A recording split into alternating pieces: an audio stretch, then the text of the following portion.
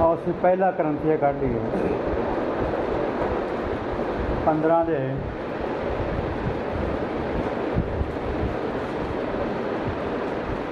संत पौलस इत्थे कुछ कह रहा है। पहला करंथिया 15 दे ओदी 33 आयत में पढ़ दें। धोखा ना खाओ,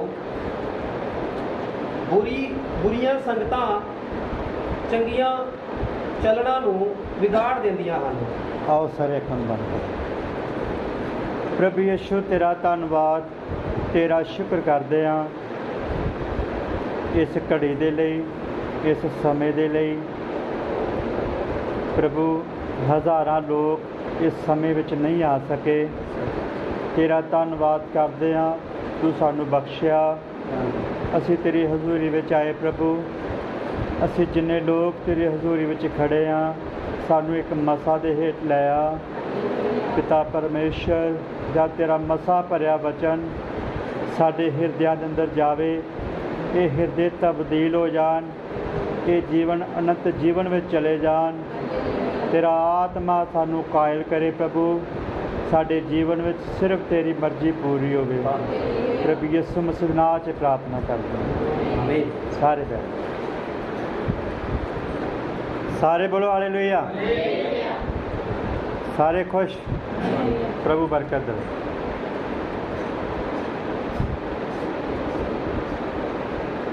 असी पिछे देखा सिद्ध विश्वास से, प्रभु का धन्नवाद है। सिद्ध विश्वास से असी कुछ तस्वीरां देखियां। अज असी वचन नूं देखते हाँ। पौलुस इस जगह ते कह रहा है धोखा ना खाओ, बुरियां संगतां चंगियां चलना नूं विगाड़ दिंदियां।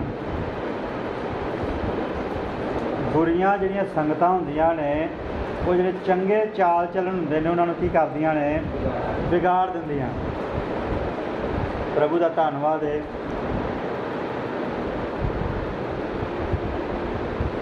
असीं एक विषय ते गल करदे हां, करैक्टर ते, जिन्हों असीं चरित्र भी कह दिंदे हां। पंजाबी च चरित्र कह दिंदे हां, इंग्लिश च करैक्टर।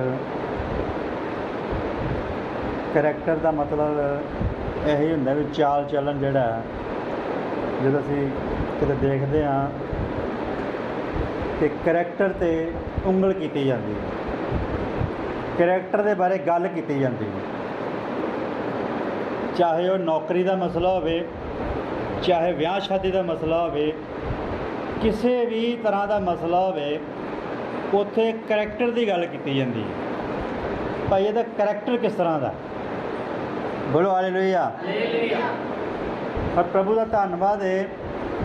असीं देखते हैं बच्चों के विचों सीखते हाँ करैक्टर के बारे, एक चरित्र के बारे। ये जिहड़ियां बुरियां संगतां ने असीं इत्थों सीखना है, जे साडा चाल चलन चंगा है, जे असीं ये अपने आप के अंदर लैके चलते हाँ भी मेरा चाल चलन चंगा है, मेरा चाल चलन ठीक है, तो असीं इहनूं बचा के रखना है किहड़ी जगह तो, बुरियां संगतां तो। बुरियां संगतां तो बचा के रखना है, क्योंकि बुरियां जिहड़ियां संगतां ने वो चंगे चाल चलन का बिगाड़ करदियां ने। और जे असीं चाहुंदे हां कि साडा जिहड़ा चाल चलन चंगा ही रहे, ठीक रहे, वधिया रहे, तो जरूर बुरियां संगतां तो ध्यान रखा जाए कि बुरियां संगतां इहदा बिगाड़ ना कर सकन, और एक बड़ी वड्डी गवाही बन जाए कि इस इंसान का, इस भाई का, इस बच्चे का, इस बजुर्ग, इस भैन का करैक्टर बहुत वधिया है। इहदे करैक्टर ते कोई शक नहीं किया जा सकता, इहदे करैक्टर ते उंगल नहीं की जा सकती। इस करके जरूर असीं ध्यान देना कुछ गल्लां ते। और असीं बाइबल दे विच कुछ गल्लां देखते हैं, करैक्टर दे विच बड़ियां गल्लां आउंदियां ने। कई बार एक किसी दे नाल साड़ा रखने वाला करैक्टर हुंदा है, जलन रखने वाला, नफरत रखने वाला, ये भी एक करैक्टर दे विच आउंदा है। ਆਓ ਅਸੀਂ ਦੇਖਦੇ ਹਾਂ ਬਾਈਬਲ ਦੇ ਉਤਪੱਤੀ ਦੀ ਕਿਤਾਬ ਦੇ ਵਿੱਚ ਅਸੀਂ ਉਸ ਕਰੈਕਟਰ ਤੋਂ ਦੇਖਣਾ ਹੈ ਕਿ ਇਹਦੇ ਪਿੱਛੇ ਆਤਮਾ ਕਿਹੜਾ। ਹਮੇਸ਼ਾ ਹੀ ਪਿੱਛੇ ਕੋਈ ਆਤਮਾ ਹੁੰਦਾ ਜਿਹੜਾ ਉਸ ਕਰੈਕਟਰ ਨੂੰ ਲੈ ਰਿਹਾ ਹੁੰਦਾ, ਜਿਹੜਾ ਉਸ ਕਰੈਕਟਰ ਦਾ ਪ੍ਰਗਟਾਵਾ ਕਰ ਰਿਹਾ ਹੁੰਦਾ, ਉਸ ਚਰਿੱਤਰ ਦਾ ਪ੍ਰਗਟਾਵਾ ਕਰ ਰਿਹਾ ਹੁੰਦਾ, ਉਹਦੇ ਪਿੱਛੇ ਇੱਕ ਆਤਮਾ ਹੁੰਦਾ। ਆਓ ਅਸੀਂ ਉਤਪੱਤੀ ਦੀ ਕਿਤਾਬ 4 ਅਧਿਆਇ ਕਰ ਲਈਏ, ਕੁਝ ਗੱਲਾਂ ਸਿੱਖਦੇ ਹਾਂ। ਇੱਕ ਤਸਵੀਰ ਬਣਾ ਕੇ ਇੱਥੇ ਅਸੀਂ ਜਾਣਦੇ ਹਾਂ ਕੈਨ ਤੇ ਹਾਬਲ ਦੇ ਬਾਰੇ ਗੱਲ ਕੀਤੀ ਗਈ ਹੈ। ਆਓ ਅਸੀਂ 4 ਅਧਿਆਇ 3 ਤੋਂ ਪੜ੍ਹਨਾ ਸ਼ੁਰੂ ਕਰਦੇ ਹਾਂ। ਕੁਝ ਦਿਨਾਂ ਦੇ ਮਗਰੋਂ ਇਹ ਹੋਇਆ ਕਿ ਕੈਨ ਜ਼ਮੀਨ ਦੇ ਫਲ ਤੋਂ ਯਹੋਵਾ ਦੀ ਭੇਟ ਲਈ ਕੁਝ ਲੈ ਆਇਆ। ਕੁਝ ਦਿਨਾਂ ਦੇ ਬਾਅਦ ਇਸ ਤਰ੍ਹਾਂ ਹੋਇਆ, ਕੈਨ ਭੇਟ ਲੈ ਕੇ ਆਇਆ ਜ਼ਮੀਨ ਦੇ ਫਲਾਂ ਦੇ ਵਿੱਚੋਂ। ਹਾਂਜੀ, ਹਾਬਲ ਵੀ ਇੱਜੜ ਦੇ ਪਰੋਠਿਆਂ ਔਰ ਉਹਨਾਂ ਦੀ ਚਰਬੀ ਤੋਂ ਕੁਝ ਲੈ ਆਇਆ।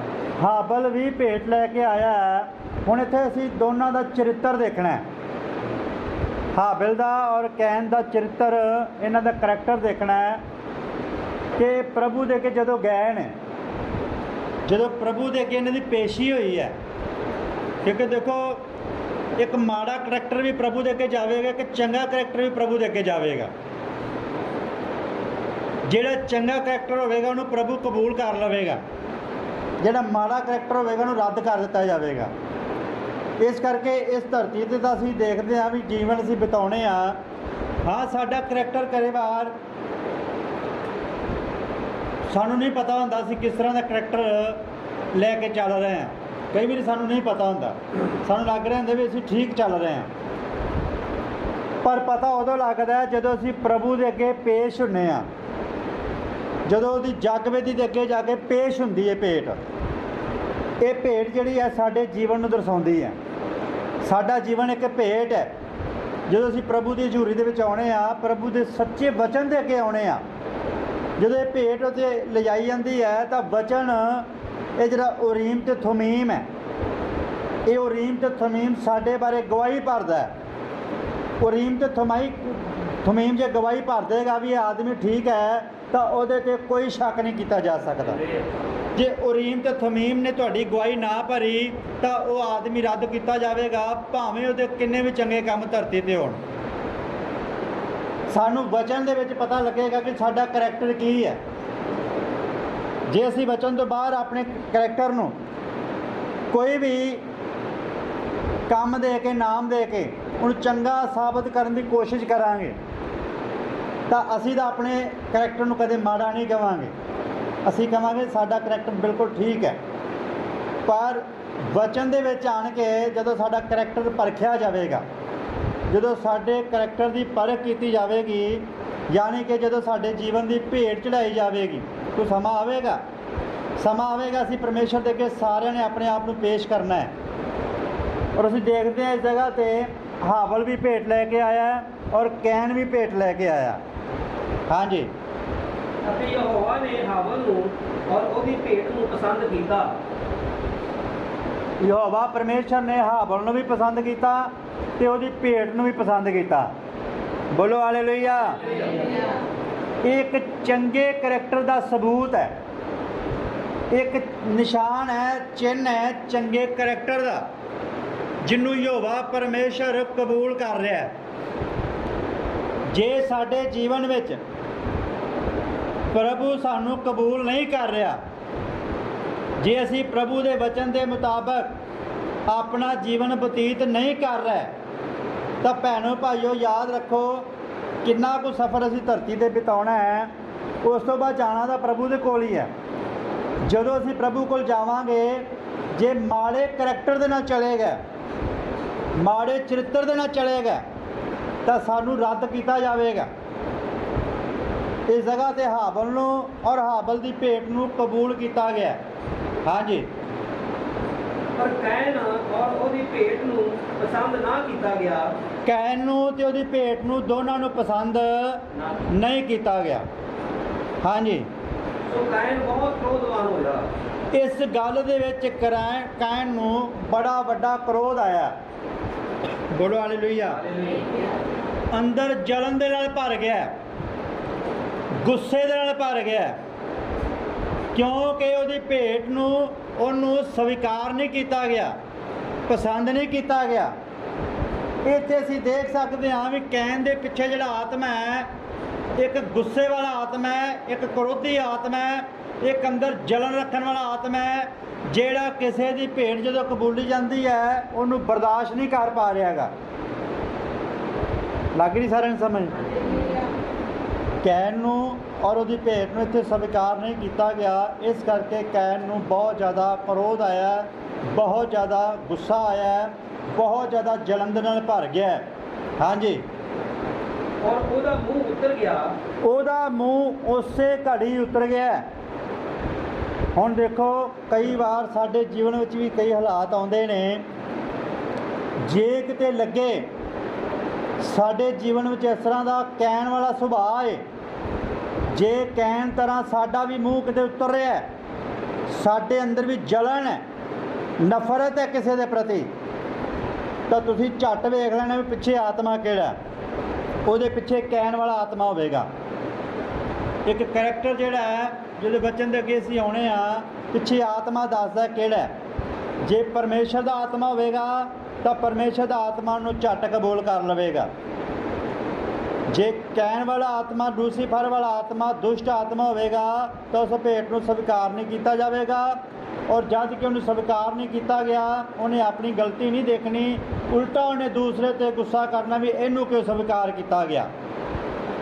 ਨਹੀਂ ਭੈਣੋ ਭਾਈਓ, ਅਸੀਂ ਇੱਥੇ ਸਿੱਖਣਾ ਹੈ, ਅਸੀਂ ਇਹਨਾਂ ਗੱਲਾਂ 'ਤੇ ਵਚਨ 'ਤੇ ਧਿਆਨ ਦੇਣਾ ਹੈ। ਸਾਡੇ ਜੀਵਨ ਵਿੱਚ ਇਸ ਤਰ੍ਹਾਂ ਨਾ ਹੋਵੇ। ਅਸੀਂ ਜਦੋਂ ਜਾਈਏ ਸਾਨੂੰ ਸਵੀਕਾਰ ਕੀਤਾ ਜਾਵੇ, ਸਾਡੀ ਭੇਟ ਨੂੰ ਪਸੰਦ ਕੀਤਾ ਜਾਵੇ। ਹਾਂਜੀ, ਯਹੋਵਾ ਨੇ ਕੈਨ ਨੂੰ ਆਖਿਆ, ਯਹੋਵਾ ਨੇ ਕੈਨ ਨੂੰ ਆਖਿਆ, ਕਿਉਂ ਕ੍ਰੋਧਵਾਨ ਹੈ? ਤੂੰ ਕਿਉਂ ਕ੍ਰੋਧਵਾਨ ਹੋਇਆ? ਦੇਖੋ, ਪ੍ਰਭੂ ਨੂੰ ਪਤਾ ਲੱਗ ਜਾਂਦਾ ਹੈ ਜਦ ਕਿਸੇ ਦੇ ਅੰਦਰ ਗੁੱਸਾ, ਨਫ਼ਰਤ ਇਹ ਹੁੰਦਾ ਹੈ ਤਾਂ ਪ੍ਰਭੂ ਨੂੰ ਪਤਾ ਲੱਗ ਜਾਂਦਾ ਹੈ। ਪ੍ਰਭੂ ਕਹਿ ਰਿਹਾ ਵੀ ਤੂੰ ਕ੍ਰੋਧਵਾਨ ਕਿਉਂ ਹੋਇਆ? ਤੈਨੂੰ ਕ੍ਰੋਧਵਾਨ ਨਹੀਂ ਹੋਣਾ ਚਾਹੀਦਾ। ਤੂੰ ਕ੍ਰੋਧਵਾਨ ਕਿਉਂ ਹੋਇਆ? ਅਤੇ ਤੇਰਾ ਮੂੰਹ ਨੀਵਾ ਕਿਉਂ? ਤੇਰਾ ਮੂੰਹ ਹੁਣ ਨੀਵਾ ਕਿਉਂ ਪੈ ਗਿਆ? ਦੇਖੋ, ਉਸ ਜਗ੍ਹਾ 'ਤੇ ਜਾ ਕੇ ਪਰਮੇਸ਼ਰ ਦੇ ਅੱਗੇ ਜਦੋਂ ਪੇਸ਼ ਹੋਣਾ, ਉਸ ਜਗ੍ਹਾ 'ਤੇ ਸਾਡਾ ਮੂੰਹ ਨੀਵਾ ਹੋ ਗਿਆ ਤੇ ਜਾਣ ਦਾ ਫਾਇਦਾ ਕੀ ਹੈ? ਇੰਨੀ ਮਿਹਨਤ ਦਾ ਫਾਇਦਾ ਕੀ ਹੈ? ਇੰਨੇ ਸਾਲ ਚਰਚ ਵਿੱਚ ਆਉਣ ਦਾ ਕੀ ਫਾਇਦਾ? ਬੰਦਗੀ ਕਰਨ ਦਾ, ਪ੍ਰਾਰਥਨਾ ਕਰਨ ਦਾ, ਰੋਜ਼ਾ ਰੱਖਣ ਦਾ, ਵਚਨ ਪੜ੍ਹਨ ਦਾ, ਵਚਨ ਸੁਣਨ ਦਾ ਕੀ ਫਾਇਦਾ ਨਿਕਲਿਆ? ਭੈਣੋ ਭਾਈਓ, ਇਹ ਤਸਵੀਰਾਂ ਅਸੀਂ ਤਾਂ ਦੇਖਦੇ ਹਾਂ ਤਾਂ ਕਿ ਅਸੀਂ ਆਪਣੀ ਜ਼ਿੰਦਗੀ ਵੱਲ ਧਿਆਨ ਦਈਏ, ਅਸੀਂ ਆਪਣੇ ਕਰੈਕਟਰ ਵੱਲ ਧਿਆਨ ਦਈਏ। ਸਾਡਾ ਕਰੈਕਟਰ ਇਸ ਟਾਈਮ ਧਰਤੀ 'ਤੇ ਕੀ ਹੈ? ਅਸੀਂ ਕਿਸ ਕਰੈਕਟਰ ਨੂੰ ਲੈ ਕੇ ਚੱਲ ਰਹੇ ਹਾਂ? ਸਾਡੇ ਪਿੱਛੇ ਕਿਹੜਾ ਆਤਮਾ ਕੰਮ ਕਰ ਰਿਹਾ ਹੈ?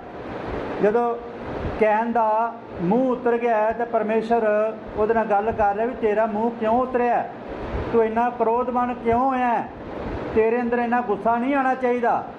ਹਾਂਜੀ, ਜੇ ਤੂੰ ਭਲਾ ਕਰੇ, ਜੇ ਤੂੰ ਭਲਾ ਕਰਦਾ ਕਿ ਉਹ ਤਾਂ ਨਾ ਕੀਤਾ ਜਾਵੇ, ਜੇ ਤੂੰ ਭਲਾ ਕਰੇ ਕਿ ਉੱਪਰ ਨਾ ਕੀਤਾ ਜਾਵੇ, ਜੇ ਤੂੰ ਭਲਾ ਨਾ ਕਰੇ, ਜੇ ਤੂੰ ਭਲਾ ਨਾ ਕਰੇ ਤਾਂ ਪਾਪ ਬੂਹੇ ਉੱਤੇ ਸ਼ਹਿ ਤਾਂ ਪਾਪ ਭਾਈ ਬੂਹੇ ਉੱਤੇ ਸ਼ਹਿ ਲਾ ਕੇ ਬੈਠਾ ਹੋਇਆ ਹੈ। ਪਾਪ ਬੂਹੇ ਤੇ ਸ਼ਹਿ ਲਾ ਕੇ ਬੈਠਾ, ਕਦੋਂ ਤੈਨੂੰ ਪਾੜ ਖਾਵੇ।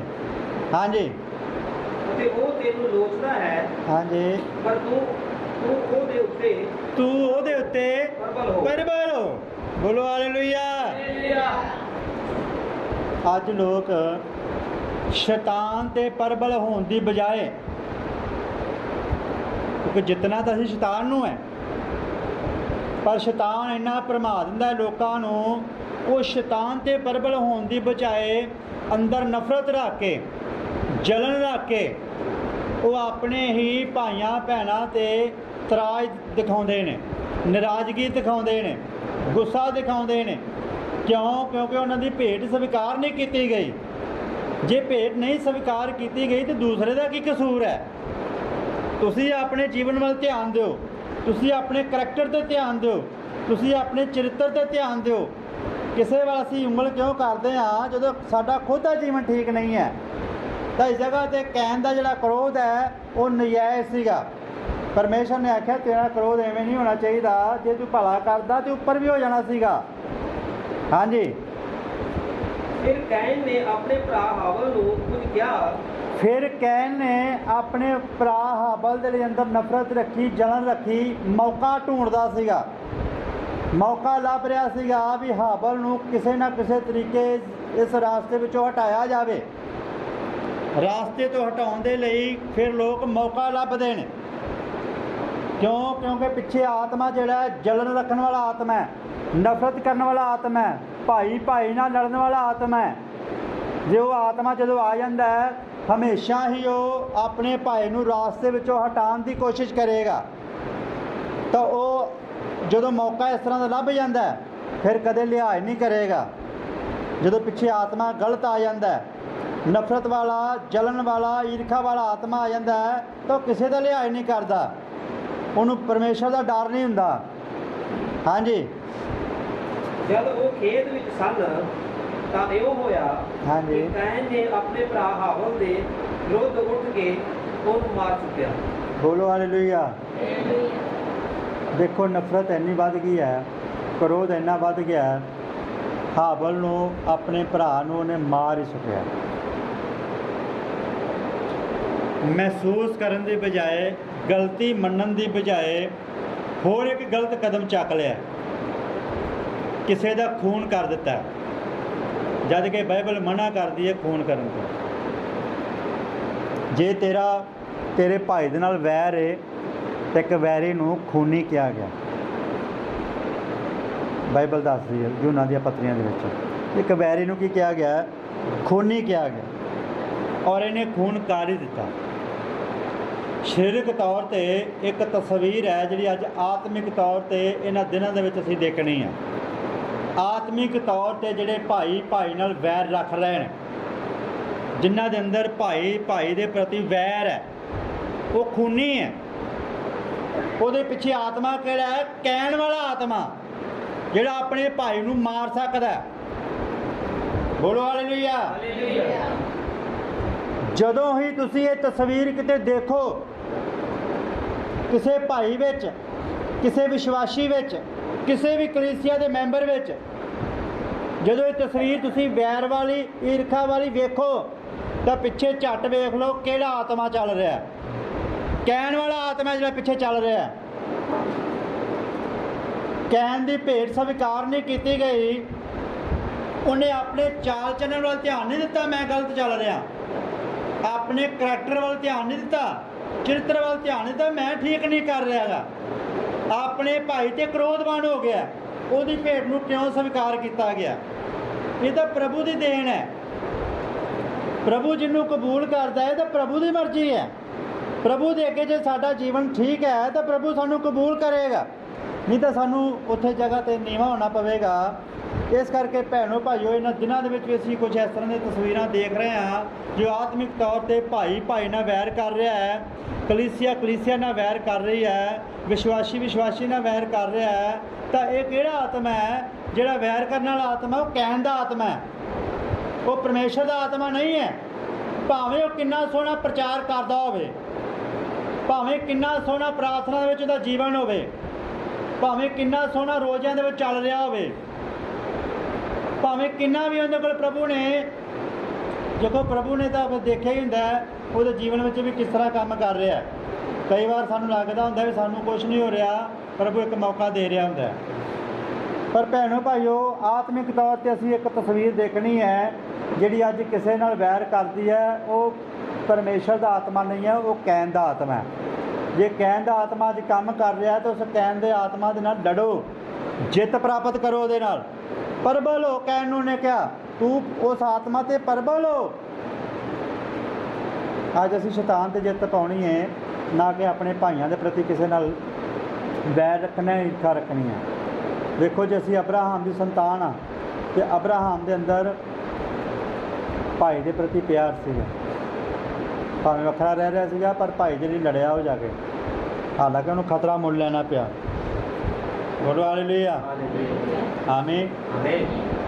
तो भैनों भाईओ और इत्थे भी पढ़ते हाँ कुछ होर गल्लां बाइबल विच देखते हैं वचन दे विच ਜਿੱਥੇ ਜਿੱਥੇ ਵੀ ਸੱਚਾਈ ਪ੍ਰਚਾਰ ਹੁੰਦੀ ਹੈ, ਜਿੱਥੇ ਜਿੱਥੇ ਵੀ ਸੱਚੇ ਸੇਵਕ ਪ੍ਰਚਾਰ ਕਰਦੇ ਨੇ, ਸੱਚੇ ਲੋਕ ਪ੍ਰਚਾਰ ਕਰਦੇ ਨੇ, ਜਿੱਥੇ ਸੱਚਾਈ ਦਾ ਪ੍ਰਚਾਰ ਹੁੰਦਾ ਹੈ, ਉਸ ਜਗ੍ਹਾ 'ਤੇ ਇਹ ਆਤਮਾਵਾਂ ਵੀ ਕੰਮ ਕਰਦੀਆਂ ਨੇ ਔਰ ਇਹ ਕਰਦੀਆਂ ਰਹਿਣਗੀਆਂ। ਆਓ ਅਸੀਂ ਯਹੂਨਾ ਦੀ ਇੰਜੀਲ 'ਚ ਕੁਝ ਗੱਲਾਂ ਦੇਖਦੇ ਹਾਂ। ਸੰਤ ਯਹੂਨਾ ਦੀ ਇੰਜੀਲ ਕਰਨ ਲਈ 12 ਦੇ ਉਹਦੀ 9 ਆਇਤ ਨੂੰ ਪੜ੍ਹਦੇ ਹਾਂ। ਸੰਤ ਯਹੂਨਾ ਦੀ ਇੰਜੀਲ 12 ਦੇ 9 ਆਇਤ। तब यहूदियों ने बहुत सारे लोग जान गए भाई वो उत्थे है अते ਉਹ ਆਏ ਨਿਰਾ ਯਿਸੂ ਪਿੱਛੇ ਨਹੀਂ ਸਗੋਂ ਇਸ ਲਈ ਵੀ ਜੋ ਲਾਜ਼ਰ ਨੂੰ ਵੇਖਣ ਜਿਹਨੂੰ ਉਸ ਨੇ ਮੁਰਦਿਆਂ ਵਿੱਚੋਂ ਜਿਵਾ ਲਿਆ ਸੀ। ਬੋਲੋ ਹਾਲੇਲੂਇਆ। ਹਾਲੇਲੂਇਆ। 11 ਅਧਿਆਏ ਦੇ ਵਿੱਚ ਲਾਜ਼ਰ ਨੂੰ ਪਰਮੇਸ਼ਰ ਨੇ ਜਿੰਦਾ ਕੀਤਾ। 12 ਅਧਿਆਏ ਦੇ ਵਿੱਚ ਇੱਕ ਤਸਵੀਰ ਅਸੀਂ ਦੇਖ ਰਹੇ ਹਾਂ। ਇਸ ਤਰ੍ਹਾਂ ਦਾ ਕ੍ਰਿਸ਼ਮਾ ਵੇਖ ਕੇ ਮੁਰਦਿਆਂ ਵਿੱਚੋਂ ਕਿਸੇ ਨੂੰ ਜਿੰਦਾ ਕਰਨਾ ਇਹ ਬਹੁਤ ਵੱਡਾ ਕੰਮ ਸੀਗਾ ਜਗ੍ਹਾ 'ਤੇ ਹੋਇਆ। ਇਸ ਤਰ੍ਹਾਂ ਦੇ ਕ੍ਰਿਸ਼ਮੇ ਨੂੰ ਵੇਖ ਕੇ ਕਈ ਯਹੂਦੀਆਂ ਦੇ ਅੰਦਰ ਆਇਆ ਵੀ ਇਹ ਬਹੁਤ ਵੱਡਾ ਕੰਮ ਹੈ ਜਿਹੜਾ ਨਾ ਇਹ ਪਰਮੇਸ਼ਰ ਹੀ ਕਰ ਸਕਦਾ, ਇਹ ਕਿਸੇ ਹੋਰ ਦੀ ਵਾਸ ਦੀ ਗੱਲ ਨਹੀਂ ਹੈ। ਔਰ ਉਹਨਾਂ ਯਹੂਦੀਆਂ ਨੇ ਕੀ ਕੀਤਾ, ਯਿਸੂ ਦੇ ਪਿੱਛੇ ਚੱਲਣਾ ਸ਼ੁਰੂ ਕਰ ਦਿੱਤਾ, ਯਿਸੂ ਮਸੀਹ ਦੇ ਪਿੱਛੇ ਚੱਲਣਾ ਸ਼ੁਰੂ ਕੀਤਾ। ਔਰ ਨਿਰਾ ਇੱਥੋਂ ਤੱਕ ਹੀ ਨਹੀਂ, ਯਿਸੂ ਨਹੀਂ ਇਕੱਲਾ ਵੇਖਣ, ਇਹ ਵੀ ਵੇਖਣ ਵੀ ਜਿਹੜਾ ਲਾਜ਼ਰ ਜਿੰਦਾ ਹੋਇਆ ਉਹ ਹੁਣ ਕਿਸ ਤਰ੍ਹਾਂ ਦਾ ਲੱਗਦਾ, ਕਿਉਂਕਿ ਚੌਥੇ ਦਿਨ ਜਿੰਦਾ ਹੋਇਆ ਸੀਗਾ, ਉਹਦੇ ਵਿੱਚ ਸੜਿਆਂਦ ਆਉਂਦੀ ਸੀ। ਬੋਲੋ ਹਾਲੇਲੂਇਆ।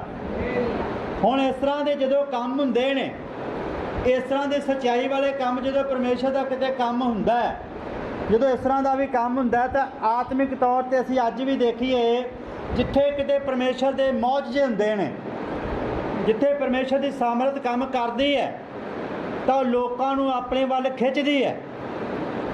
ਜਦੋਂ ਲੋਕਾਂ ਨੂੰ ਆਪਣੇ ਵੱਲ ਖਿੱਚਦੀ ਹੈ ਤਾਂ ਭ੍ਰਿਸ਼ਟ ਆਤਮਾਵਾਂ ਜਿਹੜੀਆਂ ਹੁੰਦੀਆਂ ਨੇ ਉਹ ਲੋਕਾਂ ਦੇ ਵਿੱਚ ਵੜ ਕੇ ਵਿਰੋਧ ਕਰਦੀਆਂ ਨੇ, ਵੈਰ ਕਰਦੀਆਂ ਨੇ ਸੱਚਾਈ ਦਾ। ਹੁਣ ਕੁਝ ਲੋਕ ਹੁੰਦੇ ਨੇ ਜਿਹੜੇ ਪਰਮੇਸ਼ਰ ਵੱਲ ਖਿੱਚੇ ਜਾਂਦੇ ਨੇ ਔਰ ਆਪਣੀ ਜ਼ਿੰਦਗੀ ਦੇ ਵਿੱਚ ਤੌਬਾ ਕਰਦੇ ਨੇ, ਮਾफ़ी ਮੰਗਦੇ ਨੇ ਕਿ ਪ੍ਰਭੂ ਮੈਂ ਗਲਤੀ ਕੀਤੀ, ਮੈਨੂੰ ਵੀ ਮਾफ़ ਕਰ, ਮੈਂ ਵੀ ਪ੍ਰਭੂ ਯਿਸੂ ਤੇਰੇ ਨਾਲ ਚੱਲਣਾ ਚਾਹੁੰਦਾ, ਤੇਰੇ ਨਾਲ ਜੁੜਨਾ ਚਾਹੁੰਦਾ। ਇਸ ਜਗ੍ਹਾ 'ਤੇ ਅਸੀਂ ਦੇਖ ਰਹੇ ਹਾਂ 9 ਅਧਿਆਏ ਦੇ ਵਿੱਚ ਕੁਝ ਯਹੂਦੀਆਂ ਦੇ ਅੰਦਰ ਨਿਹਚਾ ਆ ਗਈ ਹੈ, ਯਿਸੂ ਦੇ ਉੱਪਰ ਵਿਸ਼ਵਾਸ ਕਰ ਲਿਆ। ਉਹ ਕ੍ਰਿਸ਼ਮਾ ਵੇਖ ਕੇ ਲਾਜ਼ਰ ਨੂੰ ਵੇਖਣ ਦੇ ਲਈ ਆਏ ਨੇ। ਉਹਨਾਂ ਦੇ ਅੰਦਰ ਇੱਕ ਭਾਵਨਾ ਹੈ ਕਿ ਯਿਸੂ ਮਸੀਹ ਨੂੰ ਤਾਂ ਵੇਖਣਾ ਹੀ ਹੈ, ਲਾਜ਼ਰ ਨੂੰ ਵੀ ਵੇਖੇ ਵੀ ਕਿਸ ਤਰ੍ਹਾਂ ਦਾ ਲੱਗਦਾ ਹੈ। ਵਿਸ਼ਵਾਸ ਅੰਦਰ ਭਰ ਗਿਆ। ਜੇ ਪ੍ਰਭੂ ਨੇ ਕੰਮ ਕੀਤਾ ਨਾ ਤਾਂ ਅੱਜ ਮੈਂ ਵੀ ਆਪਣਾ ਜੀਵਨ ਯਿਸੂ ਮਸੀਹ ਨੂੰ ਦੇ ਦੇਣਾ, ਅੱਜ ਮੇਰਾ ਵੀ ਜੀਵਨ ਯਿਸੂ ਮਸੀਹ ਦਾ ਹੀ ਹੋਵੇਗਾ, ਕਿਉਂਕਿ ਇਸ ਤਰ੍ਹਾਂ ਦਾ ਕੰਮ ਪਹਿਲਾਂ ਕਦੇ ਨਹੀਂ ਹੋਇਆ। ਇੱਕ ਪਿਆਰ ਵਾਲੀ ਭਾਵਨਾ ਜਦੋਂ ਲੋਕਾਂ ਦੇ ਅੰਦਰ ਆਈ। ਆਓ ਅਸੀਂ 10 ਤੇ 11 ਆਇਤ ਨੂੰ ਪੜ੍ਹਦੇ ਹਾਂ। ਪ੍ਰਧਾਨ ਜਾਜਕ ਨੇ ਹੁਣ ਉਸੇ ਜਗ੍ਹਾ 'ਤੇ ਕੁਝ ਪ੍ਰਧਾਨ ਜਾਜਕ ਹੈਗੇ ਨੇ, ਬੋਲੋ ਹਾਲੇਲੂਇਆ। ਉਹਨਾਂ ਦੀ ਜਾਜਕਾਈ 'ਤੇ ਇਹ ਹਮਲਾ ਹੋਇਆ ਹੈ, ਉਹਨਾਂ ਦੇ ਚਰਚਾਂ ਦੇ ਵਿੱਚ ਇਹ ਹਮਲਾ ਹੋ ਗਿਆ ਹੈ, ਕਿਉਂਕਿ ਉਹਨਾਂ ਦੇ ਜ਼ਿੰਦਗੀਆਂ ਦੇ ਵਿੱਚ ਕਦੀ ਇਸ ਤਰ੍ਹਾਂ ਦੇ ਕੰਮ ਨਹੀਂ ਹੋਏ, ਉਹਨਾਂ ਦੇ ਜੀਵਨ ਵਿੱਚ ਕਦੇ ਵੀ ਇਸ ਤਰ੍ਹਾਂ ਦੇ ਕੰਮ ਨਹੀਂ ਹੋਏ। ਪਰ ਯਿਸੂ ਮਸੀਹ ਨੇ ਇੱਥੇ ਦਿਖਾ ਦਿੱਤਾ ਕਿ ਉਹ ਧਰਤੀ ਸਮਾਨ ਦਾ ਮਾਲਕ ਹੈ, ਉਹ ਮੁਰਦਿਆਂ ਨੂੰ ਜਿਉਂਦਾ ਖੜਾ ਕਰ ਸਕਦਾ। ਉਸ ਨੇ ਦਿਖਾ ਦਿੱਤਾ। ਤੇ ਜਿਹੜੇ ਪ੍ਰਧਾਨ ਜਾਜਕ ਸੀ, ਜਿਹੜੇ ਬੜੇ ਪੁਰਾਣੇ ਚੱਲਦੇ ਆ ਰਹੇ ਸੀਗੇ, ਜਿਹੜੇ ਬੜੇ ਪੁਰਾਣੇ ਚੱਲਦੇ ਆ ਰਹੇ ਸੀਗੇ, ਉਹ ਖਾਰ ਦੇ ਨਾਲ ਭਰ ਗਏ ਨੇ, ਉਹਨਾਂ ਦੇ ਅੰਦਰ ਨਫ਼ਰਤ ਆ ਗਈ ਹੈ। ਪ੍ਰਧਾਨ ਜਾਜਕਾਂ ਨੇ ਕੀ ਮਤਾ ਪਕਾਇਆ? ਹਾਂਜੀ, ਲਾਜ਼ਰ ਨੂੰ ਵੀ ਜਾਨੋਂ ਮਾਰ। ਉਹਨਾਂ ਨੇ ਵੇਖਿਆ ਵੀ ਪਰਮੇਸ਼ਰ ਯਿਸੂ ਨੂੰ ਤਾਂ ਮਾਰਨਾ ਹੀ ਹੈ, ਲਾਜ਼ਰ ਨੂੰ ਵੀ ਮਾਰ ਦਈਏ, ਇਹ ਗਵਾਹੀ ਖਤਮ ਕਰ ਦਈਏ। ਬੋਲੋ ਹਾਲੇਲੂਇਆ। ਇਸੇ ਤਰ੍ਹਾਂ ਲੋਕ ਅੱਜ ਪਰਮੇਸ਼ਰ ਦੇ ਲੋਕਾਂ ਨੂੰ ਮਾਰਨ ਤੱਕ ਜਾਂਦੇ ਨੇ। ਪਰ ਇੱਥੇ ਦੇਖਣਾ ਇਹ ਆਤਮਾ ਕਿਹੜਾ ਮਾਰਨ ਵਾਲਾ? ਇਹ ਕਹਿਣ ਦਾ ਆਤਮਾ ਹੈ, ਇਹ ਕਹਿਣ ਦਾ ਆਤਮਾ ਜਿਹਨੇ ਆਪਣੇ ਭਾਈ ਤੇ ਹੱਥ ਚੁੱਕਿਆ, ਜਿਹਨੇ ਆਪਣੇ ਸੱਚੇ ਭਾਈ ਨੂੰ ਮਾਰ ਦਿੱਤਾ, ਕਿਉਂਕਿ ਉਸ ਭਾਈ ਨੂੰ ਪਰਮੇਸ਼ਰ ਨੇ ਕਬੂਲ ਕਰ ਲਿਆ, ਉਹਦੇ ਕੰਮ ਨੂੰ ਕਬੂਲ ਕਰ ਲਿਆ, ਉਹਦੀ ਭੇਟ ਨੂੰ ਸਵੀਕਾਰ ਕਰ ਲਿਆ। ਇਸ ਕਰਕੇ ਇਹਦੇ ਅੰਦਰ ਨਫ਼ਰਤ ਆ ਗਈ, ਕਹਿਣ ਦੇ ਅੰਦਰ ਮੇਰੀ ਭੇਟ ਕਿਉਂ ਨਹੀਂ ਸਵੀਕਾਰ ਕੀਤੀ ਗਈ। ਹੁਣ ਇਸ ਜਗ੍ਹਾ 'ਤੇ ਪ੍ਰਧਾਨ ਜਾਜਕਾਂ ਦੀਆਂ ਚਰਚਾ ਖਾਲੀ ਹੋ ਜਾਣੀਆਂ ਸੀਗੀਆਂ, ਇਹਨਾਂ ਦੇ ਕੋਲ ਹੁਣ ਕਿਸੇ ਨੇ ਨਹੀਂ ਜਾਣਾ ਸੀਗਾ। ਬੋਲੋ ਹਾਲੇਲੂਇਆ। ਹੁਣ ਇਹ ਖੁਦ ਇਸ ਜਗ੍ਹਾ 'ਤੇ ਮੰਨਣਗੇ। ਪ੍ਰਧਾਨ ਜਾਜਕਾਂ ਨੇ ਮਤਾ ਪਕਾਇਆ ਵੀ ਲਾਜ਼ਰ ਨੂੰ ਵੀ ਮਾਰ ਦਈਏ। ਹਾਂਜੀ, ਕਿਉਂਕਿ ਉਹਦੇ ਕਾਰਨ ਯਹੂਦੀਆਂ ਵਿੱਚੋਂ ਬਾਹਲੇ ਲੋਕ, ਕਿਉਂਕਿ ਉਹਦੇ ਕਾਰਨ ਯਹੂਦੀਆਂ ਵਿੱਚੋਂ ਬਹੁਤੇ ਲੋਕ ਚਲੇ ਗਏ ਸੀ। ਯਸ਼ੂ ਮਗਰ ਲੱਗ ਗਏ ਸੀਗੇ, ਯਸ਼ੂ ਦੇ ਕੋਲ ਜਾਣ ਲੱਗ ਪਏ ਸੀਗੇ। ਯਸ਼ੂ ਮਸੀਹ ਦੀ ਚਰਚ ਭਰਦੀ ਜਾ ਰਹੀ ਸੀਗੀ, ਯਸ਼ੂ ਮਸੀਹ ਦੇ ਕੰਮ ਵੇਖ ਕੇ ਲੋਕ ਖਿੱਚੇ ਜਾ ਰਹੇ ਸੀਗੇ। ਪਰ ਉਹ ਜਗ੍ਹਾ ਤੇ ਕੈਨ ਦਾ ਆਤਮਾ ਵੀ ਕੰਮ ਕਰ ਰਿਹਾ ਸੀਗਾ, ਖਾਰ ਵਾਲਾ ਆਤਮਾ, ਈਰਖਾ ਵਾਲਾ ਆਤਮਾ, ਗੁੱਸੇ ਵਾਲਾ ਆਤਮਾ। ਜਦੋਂ ਕਿਤੇ ਪਰਮੇਸ਼ਰ ਦਾ ਕੰਮ ਹੁੰਦਾ ਤਾਂ ਲੋਕ ਗੁੱਸੇ ਨਾਲ ਭਰ ਜਾਂਦੇ, ਉਹ ਆਪਣੇ ਚਰਿੱਤਰ ਵੱਲ ਧਿਆਨ ਨਹੀਂ ਦਿੰਦੇ, ਆਪਣੇ ਕਰੈਕਟਰ ਵੱਲ ਧਿਆਨ ਨਹੀਂ ਦਿੰਦੇ, ਪਰ ਯਸ਼ੂ ਮਸੀਹ ਦੇ ਕੰਮ ਵਿੱਚ ਅੜਚਨ ਪਾਉਂਦੇ ਨੇ। ਉਹ ਜਗ੍ਹਾ ਤੇ ਉਹਨਾਂ ਨੇ ਮਤਾ ਪਕਾਇਆ, ਲਾਜ਼ਰ ਨੂੰ ਵੀ ਜਾਨੋਂ ਮਾਰ ਦਈਏ, ਕਿਉਂਕਿ ਇਹ ਕ੍ਰਿਸ਼ਮੇ ਕਰਕੇ, ਇਹ ਮੌਜਜ਼ੇ ਕਰਕੇ ਜਿਹੜਾ ਇਹ ਕੰਮ ਹੋਇਆ ਧਰਤੀ ਤੇ, ਇਹਦੇ ਕਰਕੇ ਬਹੁਤ ਸਾਰੇ ਯਹੂਦੀ ਵੀ ਚਲੇ ਗਏ ਨੇ ਤੇ ਸਾਡੇ ਕੋਲ ਹੁਣ ਕੋਈ ਵੀ ਨਹੀਂ ਰਹਿਣਾਗਾ, ਸਾਡੀਆਂ ਚਰਚਾਂ ਖਾਲੀ ਹੋ ਜਾਣਗੀਆਂ। ਇਸ ਡਰ ਦੇ ਮਾਰੇ ਅੰਦਰ ਖਾਰ ਨਾਲ ਭਰੇ ਹੋਏ ਨੇ।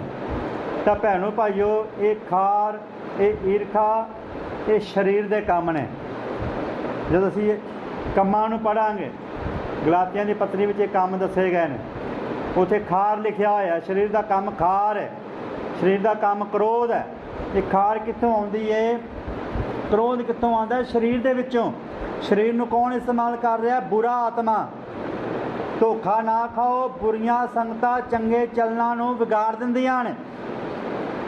ਇਸ ਕਰਕੇ ਜਦੋਂ ਵੀ ਕਿਤੇ ਬੁਰੀ ਸੰਗਤ ਤੁਹਾਨੂੰ ਲੱਗਦੀ ਹੈ ਵੀ ਬੁਰੀ ਸੰਗਤ ਹੈ, ਤਾਂ ਆਪਣਾ ਚੰਗਾ ਚਾਲ ਚੱਲਣ ਉਹਨਾਂ ਦੇ ਵਿੱਚ ਨਾ ਲੈ ਕੇ ਜਾਓ, ਨਹੀਂ ਤਾਂ ਵਿਗਾੜ ਆ ਜਾਏਗਾ ਤੁਹਾਡੇ ਜੀਵਨ ਵਿੱਚ ਵੀ। ਕਿਉਂਕਿ ਸੁਸਾਇਟੀ ਨਾਲ ਬਹੁਤ ਫਰਕ ਪੈਂਦਾ ਹੈ, ਇੱਕ ਮਸਾ ਦੇ ਹੇਠ ਬੰਦਾ ਆ ਜਾਂਦਾ ਹੈ। ਆਓ ਇੱਕ ਦੋ ਜਗ੍ਹਾ ਤੇ ਹੋਰ ਦੇਖਦੇ ਹਾਂ, ਲੂਕਾ ਦੀ ਇੰਜੀਲ, ਸੰਤ ਲੂਕਾ ਦੀ ਇੰਜੀਲ, ਕਿਉਂਕਿ ਥੋੜ੍ਹੇ ਥੋੜ੍ਹੇ ਹਵਾਲੇ ਪੜ੍ਹਦੇ ਨੇ ਫਿਰ ਵਚਨ ਬਹੁਤ ਲੰਬਾ ਜਾਂਦਾ ਹੈ। ਲੂਕਾ ਦੀ ਇੰਜੀਲ ਕਰ ਲਈਏ, ਸੰਤ ਲੂਕਾ 6 ਅਧਿਆਏ, ਉਹਦੀ 6 ਆਇਤ ਤੋਂ ਲੈ ਕੇ 11 ਆਇਤ ਤੱਕ ਪੜ੍ਹਦੇ ਹਾਂ।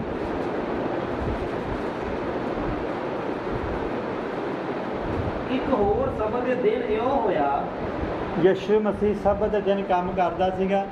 ਉਸ ਜਗ੍ਹਾ ਤੇ ਲੋਕ ਸਬਤ ਨੂੰ ਮੰਨਦੇ ਸੀਗੇ। ਸਬਤ ਵਾਲੇ ਦਿਨ ਕੋਈ ਕੰਮ ਧੰਦਾ ਨਹੀਂ ਕਰਦੇ ਸੀਗੇ, ਨਾ ਕਿਸੇ ਨੂੰ ਕਰਨ ਦਿੰਦੇ ਸੀਗੇ। ਯਾਨੀ ਕਿ ਉਹ ਆਪਣੀ ਇੱਕ ਕੱਟੜਤਾ ਦਾ ਜੀਵਨ ਜੀ ਰਹੇ ਸੀਗੇ। ਜਿਵੇਂ ਵੀ ਉਹਨਾਂ ਨੂੰ ਠੀਕ ਲੱਗਦਾ ਸੀਗਾ, ਆਪਣੇ ਜੀਵਨ ਦੇ ਵਿੱਚ ਉਹ ਸਹੀ ਜੀ ਰਹੇ ਸੀਗੇ। ਉਹਨੂੰ ਲੱਗ ਰਿਹਾ ਸੀਗਾ ਵੀ ਅਸੀਂ ਜੋ ਸਹੀ ਕਰ ਰਹੇ ਹਾਂ, ਇਹ ਆਦਮੀ ਵਿਗਾੜ ਕਰ ਰਿਹਾ, ਇਹ ਆਦਮੀ ਚਰਚ ਦੇ ਵਿੱਚ ਆਣ ਕੇ ਵਿਗਾੜ ਕਰ ਰਿਹਾ, ਸਾਡੇ ਚਰਚ ਦੇ ਖਿਲਾਫ ਜਾ ਰਿਹਾ, ਵਿਵਸਥਾ ਦੇ ਖਿਲਾਫ ਜਾ ਰਿਹਾ। ਪਰ ਅਸੀਂ ਧਿਆਨ ਦੇਣਾ ਆਪਣੇ ਜੀਵਨ ਵਿੱਚ, ਵਚਨ ਕਿੱਥੇ ਪਹੁੰਚ ਗਿਆ, ਅੱਗ ਦਾ ਖੰਭਾ ਕਿੱਥੇ ਪਹੁੰਚ ਗਿਆ। ਵਚਨ ਅੱਗੇ ਵੱਧ ਜਾਂਦਾ ਪਰ ਲੋਕ ਉੱਥੇ ਖੜੇ ਰਹਿੰਦੇ ਨੇ ਆਪਣੀ ਕੱਟੜਤਾ ਦੇ ਵਿੱਚ। ਕਦੇ ਵੀ ਅਸੀਂ ਆਪਣੀ ਕੱਟੜਤਾ ਦੇ ਵਿੱਚ ਨਹੀਂ ਖੜਨਾ।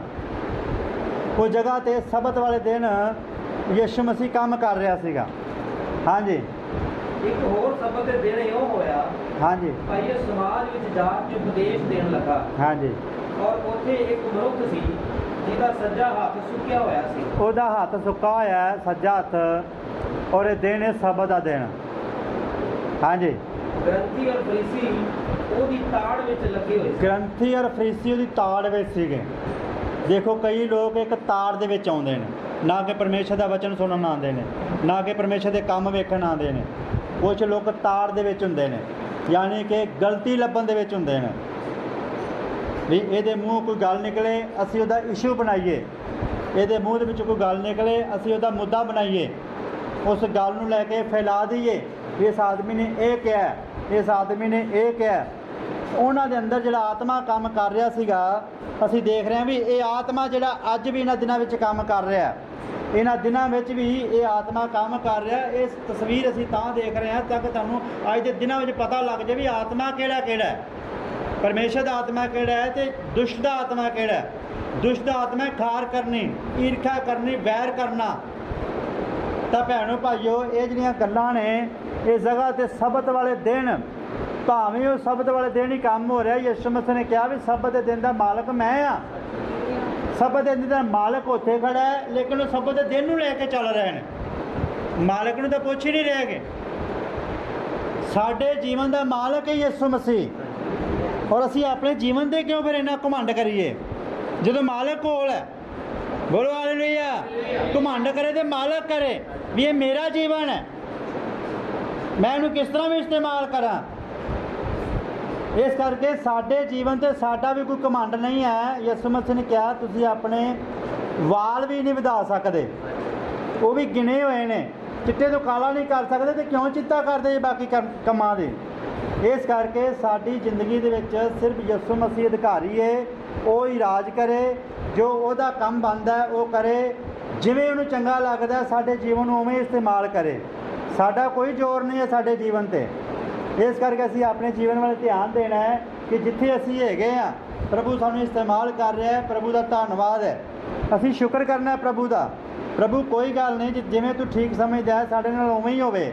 ਉਸ ਜਗ੍ਹਾ ਤੇ ਸਬਤ ਵਾਲੇ ਦਿਨ ਕੰਮ ਹੋਇਆ ਹੈ, ਇੱਕ ਸੁੱਕੇ ਹੱਥ ਵਾਲਾ ਜਿਹਦਾ ਸੱਜਾ ਹੱਥ ਸੁੱਕਿਆ ਹੋਇਆ ਹੈ, ਸਬਤ ਵਾਲਾ ਦਿਨ ਹੈ, ਉਹਨਾਂ ਦੇ ਅੰਦਰ ਸਬਤ ਵਾਲਾ ਦਿਨ ਚੱਲ ਰਿਹਾ ਹੈ, ਪਰ ਪਰਮੇਸ਼ਰ ਦਾ ਕੰਮ ਹੋ ਰਿਹਾ ਹੈ, ਇਹਦੇ ਵੱਲ ਕਿਸੇ ਦਾ ਕੋਈ ਧਿਆਨ ਨਹੀਂ ਹੈ। ਅੱਜ ਵੀ ਲੋਕਾਂ ਦੇ ਅੰਦਰ ਕਈ ਤਰ੍ਹਾਂ ਦੇ ਖਿਆਲ ਨੇ ਵਿਵਸਥਾ ਨੂੰ ਲੈ ਕੇ, ਕਈ ਤਰ੍ਹਾਂ ਦੇ ਖਿਆਲ ਨੇ ਆਪਣੇ ਜੀਵਨ ਨੂੰ ਲੈ ਕੇ ਵੀ ਜੋ ਮੈਂ ਕਰ ਰਿਹਾ ਉਹ ਠੀਕ ਹੈ, ਜੋ ਇਹ ਕਰ ਰਿਹਾ ਇਹ ਨਹੀਂ ਠੀਕ। ਨਹੀਂ ਭੈਣੋ ਭਾਈਓ, ਜਿਵੇਂ ਕੋਈ ਕਰ ਰਿਹਾ ਠੀਕ ਹੈ। ਜੋ ਮਾੜਾ ਕਰੈਕਟਰ ਹੋਵੇਗਾ ਤਾਂ ਉੱਥੇ ਜਾ ਕੇ ਨੀਵਾਂ ਹੋ ਜਾਏਗਾ, ਜੇ ਚੰਗਾ ਹੋਵੇਗਾ ਤਾਂ ਉੱਥੇ ਜਾ ਕੇ ਸਿਰ ਉੱਚਾ ਹੋ ਜਾਵੇਗਾ। ਇਸ ਕਰਕੇ ਅਸੀਂ ਆਪਣਾ ਜੀਵਨ ਜੀਏ। ਜੇ ਪ੍ਰਭੂ ਸਾਨੂੰ ਅਗਵਾਈ ਕਰ ਰਿਹਾ ਹੈ ਤੇ ਪ੍ਰਭੂ ਦਾ ਵਚਨ ਸਾਡੀ ਅਗਵਾਈ ਭਰ ਰਿਹਾ ਹੈ, ਤਾਂ ਅਸੀਂ ਕਿਸੇ ਵੱਲ ਵੇਖ ਕੇ ਨਾ ਤਾਂ ਕੋਈ ਰੀਸ ਕਰੀਏ, ਨਾ ਹੀ ਕਿਸੇ ਨਾਲ ਖਾਰ ਖਾਈਏ, ਨਾ ਹੀ ਕਿਸੇ ਨਾਲ ਈਰਖਾ ਰੱਖੀਏ। ਜੋ ਜਿਵੇਂ ਕਰ ਰਿਹਾ ਠੀਕ ਹੈ, ਜਿਵੇਂ ਕਿਸੇ ਨੂੰ ਚੰਗਾ ਲੱਗਦਾ ਉਹ ਕਰ ਰਿਹਾ ਹੈ, ਔਰ ਉਹਦੇ ਪਿੱਛੇ ਕਿਹੜਾ ਆਤਮਾ ਹੈ ਇਸ ਚੀਜ਼ ਦੀ ਅਸੀਂ ਪਰਖ ਜ਼ਰੂਰ ਕਰਨੀ ਹੈ। ਬੋਲੋ ਹਾਲੇਲੂਇਆ। ਇਹ ਚੀਜ਼ ਅਸੀਂ ਪਰਖ ਜ਼ਰੂਰ ਕਰਨੀ ਹੈ, ਉਹਦੇ ਪਿੱਛੇ ਆਤਮਾ ਕਿਹੜਾ ਹੈ। ਜੇ ਉਹਦੇ ਪਿੱਛੇ ਕਹਿਣ ਵਾਲਾ ਆਤਮਾ ਹੈ ਤਾਂ ਉਹਦੇ ਤੁਸੀਂ ਕੋਈ ਉਮੀਦ ਨਾ ਰੱਖੋ, ਕਿਉਂਕਿ ਬੁਰੀਆਂ ਸੰਗਤਾਂ ਚੰਗੇ ਚਾਲ ਚੱਲਣ ਨੂੰ ਵੀ ਵਿਗਾੜ ਦਿੰਦੀਆਂ ਨੇ। ਚੰਗਾ ਚਾਲ ਚੱਲਣ ਉਨੀ ਦੇਰ ਸੇਫ ਰਹੇਗਾ ਜਿੰਨੀ ਦੇਰ ਬੁਰੀਆਂ ਸੰਗਤਾਂ ਤੋਂ ਬਚਿਆ ਰਹੇਗਾ। ਜੇ ਚੰਗਾ ਚਾਲ ਚੱਲਣ ਵੀ ਬਾਰ-ਬਾਰ ਉੱਧਰ ਜਾਵੇਗਾ ਤੇ ਕਿਸੇ ਕੋਈ ਸਮਾਂ ਆਵੇਗਾ ਉਹ ਵੀ ਉਹਨਾਂ ਦੀਆਂ ਗੱਲਾਂ ਹੀ ਕਰੇਗਾ। ਬੋਲੋ ਹਾਲੇਲੂਇਆ। ਇਸ ਜਗ੍ਹਾ ਤੇ ਸਬਤ ਵਾਲਾ ਦਿਨ ਹੈ, ਕੋਈ ਮਾੜੀ ਗੱਲ ਨਹੀਂ ਹੈ। ਸਬਤ ਦੇ ਦਿਨ ਨੂੰ ਪਰਮੇਸ਼ਰ ਨੇ ਪਵਿੱਤਰ ਠਹਿਰਾਇਆ ਹੈ, ਜੋ ਪਰਮੇਸ਼ਰ ਨੇ ਕਿਹਾ ਉਵੇਂ ਹੀ ਹੋਣਾ ਚਾਹੀਦਾ ਸੀਗਾ। ਪਰ ਉਹ ਜਗ੍ਹਾ ਤੇ ਸਬਤ ਦਾ ਮਾਲਕ ਖੜਾ ਹੋਇਆ ਹੈ, ਸਰੀਰ ਦੇ ਵਿੱਚ ਹੋ ਕੇ, ਦੇਹ ਦੇ ਵਿੱਚ ਹੋ ਕੇ।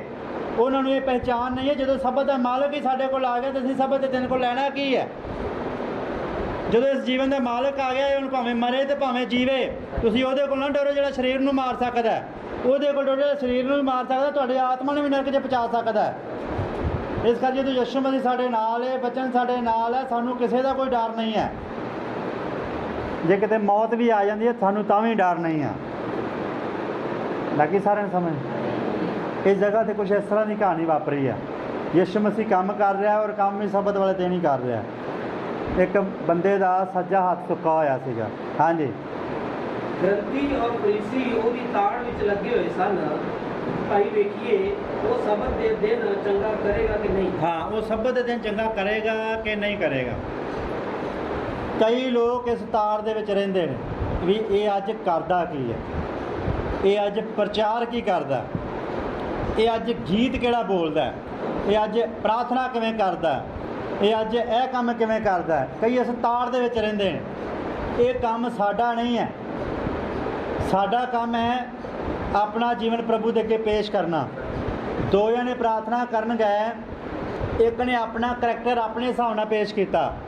ਪ੍ਰਭੂ ਮੈਂ ਇਹਦੇ ਤਰ੍ਹਾਂ ਨਹੀਂ ਹਾਂ, ਨਾ ਤਾਂ ਇਹ ਰੋਜ਼ਾ ਰੱਖਦਾ, ਮੈਂ ਹਫ਼ਤੇ ਵੀ 2 ਵਾਰ ਰੱਖਦਾ, ਨਾ ਹੀ 10ਵਾਂ ਹਿੱਸਾ ਦਿੰਦਾ। ਉਹਦੇ ਵੱਲ ਉਹਨੇ ਉਂਗਲ ਕੀਤੀ ਔਰ ਆਪਣੇ ਕਰੈਕਟਰ ਨੂੰ ਪੇਸ਼ ਕਰਨ ਦੀ ਕੋਸ਼ਿਸ਼ ਕੀਤੀ। ਪਰ ਉਹ ਆਦਮੀ ਉੱਠਿਆ, ਕਹਿੰਦਾ ਪ੍ਰਭੂ ਮੈਂ ਇਸ ਕਾਬਲ ਨਹੀਂ ਹਾਂ, ਮੈਂ ਇਸ ਕਾਬਲ ਨਹੀਂ ਹਾਂ। ਤਾਂ ਪਰਮੇਸ਼ਰ ਨੇ ਉਹਦੀ ਹਾਮੀ ਭਰ ਦਿੱਤੀ, ਉਹਨੂੰ ਧਰਮੀ ਠਹਿਰਾ ਦਿੱਤਾ, ਕਿਉਂਕਿ ਉਹਨੇ ਆਪਣੇ ਆਪ ਨੂੰ ਕੁਛ ਨਹੀਂ ਸਮਝਿਆ। ਔਰ ਅੱਜ ਵੀ ਜਿਹੜੇ ਲੋਕ ਆਪਣੇ ਆਪ ਨੂੰ ਕੁਛ ਸਮਝਦੇ ਨੇ ਉਹਨਾਂ ਨੂੰ ਪਰਮੇਸ਼ਰ ਕੁਛ ਨਹੀਂ ਸਮਝਦਾ। ਜਿਹੜੇ ਆਪਣੇ ਆਪ ਨੂੰ ਕੁਛ ਨਹੀਂ ਸਮਝਦੇ ਉਹਨਾਂ ਨੂੰ ਪਰਮੇਸ਼ਰ ਕੁਛ ਸਮਝਦਾ। ਬਾਕੀ ਸਾਰਿਆਂ ਨੂੰ ਸਮਝ। ਇਸ ਜਗ੍ਹਾ ਤੇ ਉਹ ਜਿਹੜੇ ਗ੍ਰੰਥੀ ਫਰੀਸੀ ਸੀਗੇ ਕਤਾਰ ਦੇ ਵਿੱਚ ਸੀਗੇ।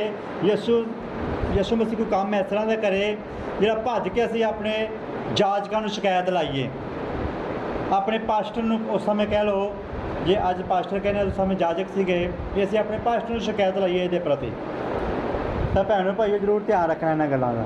ਹਾਂਜੀ, ਇਸ ਲਈ ਜੋ ਉਹਦੇ ਜੁਮੇ ਦੋਸ਼ ਲਾਉਣ ਦਾ ਮੌਕਾ ਮਿਲੇ। ਹਾਂਜੀ, ਪਰ ਉਸ ਨੇ ਉਹਨਾਂ ਦੇ ਖਿਆਲ ਨੂੰ ਜਾਣ ਕੇ, ਯਿਸੂ ਮਸੀਹ ਨੇ ਉਹਨਾਂ ਦੇ ਖਿਆਲ ਜਾਣ ਲਿਆ।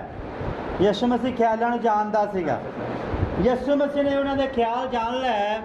ਹਾਂਜੀ, ਖਿਆਲ ਜਾਣ ਕੇ ਉਸ ਸੁੱਕੇ ਹੱਥ ਵਾਲੇ ਮਨੁੱਖ ਨੂੰ ਆਖਿਆ, ਉਸ ਸੁੱਕੇ ਹੱਥ ਵਾਲੇ ਨੂੰ ਜਿਹੜਾ ਚੰਗਾ ਹੋਇਆ ਸੀਗਾ ਉਹਨੂੰ ਆਖਿਆ ਉੱਠ ਅਤੇ ਵਿਚਾਲੇ ਖੜੋ। ਉੱਠ ਤੇ ਵਿਚਕਾਰ ਖੜਾ ਹੋ ਜਾ ਇੱਥੇ। ਬੋਲੋ ਹਾਲੇਲੂਇਆ। ਯਿਸੂ ਮਸੀਹ ਡਰਿਆ ਨਹੀਂ ਕਿਸੇ ਕੋਲ। ਜੇ ਸਬਤ ਦੇ ਦਿਨ ਕੋਈ ਖਿਲਾਫੀਅਤ ਹੋ ਰਹੀ ਸੀਗੀ ਤੇ ਸਜ਼ਾ ਯਿਸੂ ਮਸੀਹ ਨੂੰ ਮਿਲਣੀ ਚਾਹੀਦੀ ਸੀਗੀ, ਕਿਉਂਕਿ ਸਬਤ ਦੇ ਦਿਨ ਉਹ ਕੰਮ ਕਰ ਰਿਹਾ ਸੀਗਾ, ਕੋਈ ਹੋਰ ਨਹੀਂ ਕਰ ਰਿਹਾ ਸੀਗਾ। ਅੱਜ ਵੀ ਜੇ ਸਾਡੇ ਜੀਵਨ ਵਿੱਚ ਕਿਤੇ ਕੋਈ ਇਸ ਤਰ੍ਹਾਂ ਦਾ ਕੰਮ ਹੋ ਰਿਹਾ ਹੈ ਤਾਂ ਸਜ਼ਾ ਤਾਂ ਉਸ ਨੂੰ ਮਿਲੇਗੀ ਜਿਹੜਾ ਕਰ ਰਿਹਾ ਹੈ। ਬਾਕੀ ਆਪਣਾ ਜੀਵਨ ਕਿਉਂ ਖਰਾਬ ਕਰ ਰਹੇ ਨੇ? ਬਾਕੀਆਂ ਨੂੰ ਕਿਸ ਗੱਲ ਦੀ ਚਿੰਤਾ ਹੈ? ਲੱਗੀ ਸਾਰਿਆਂ ਨੂੰ ਸਮਝ?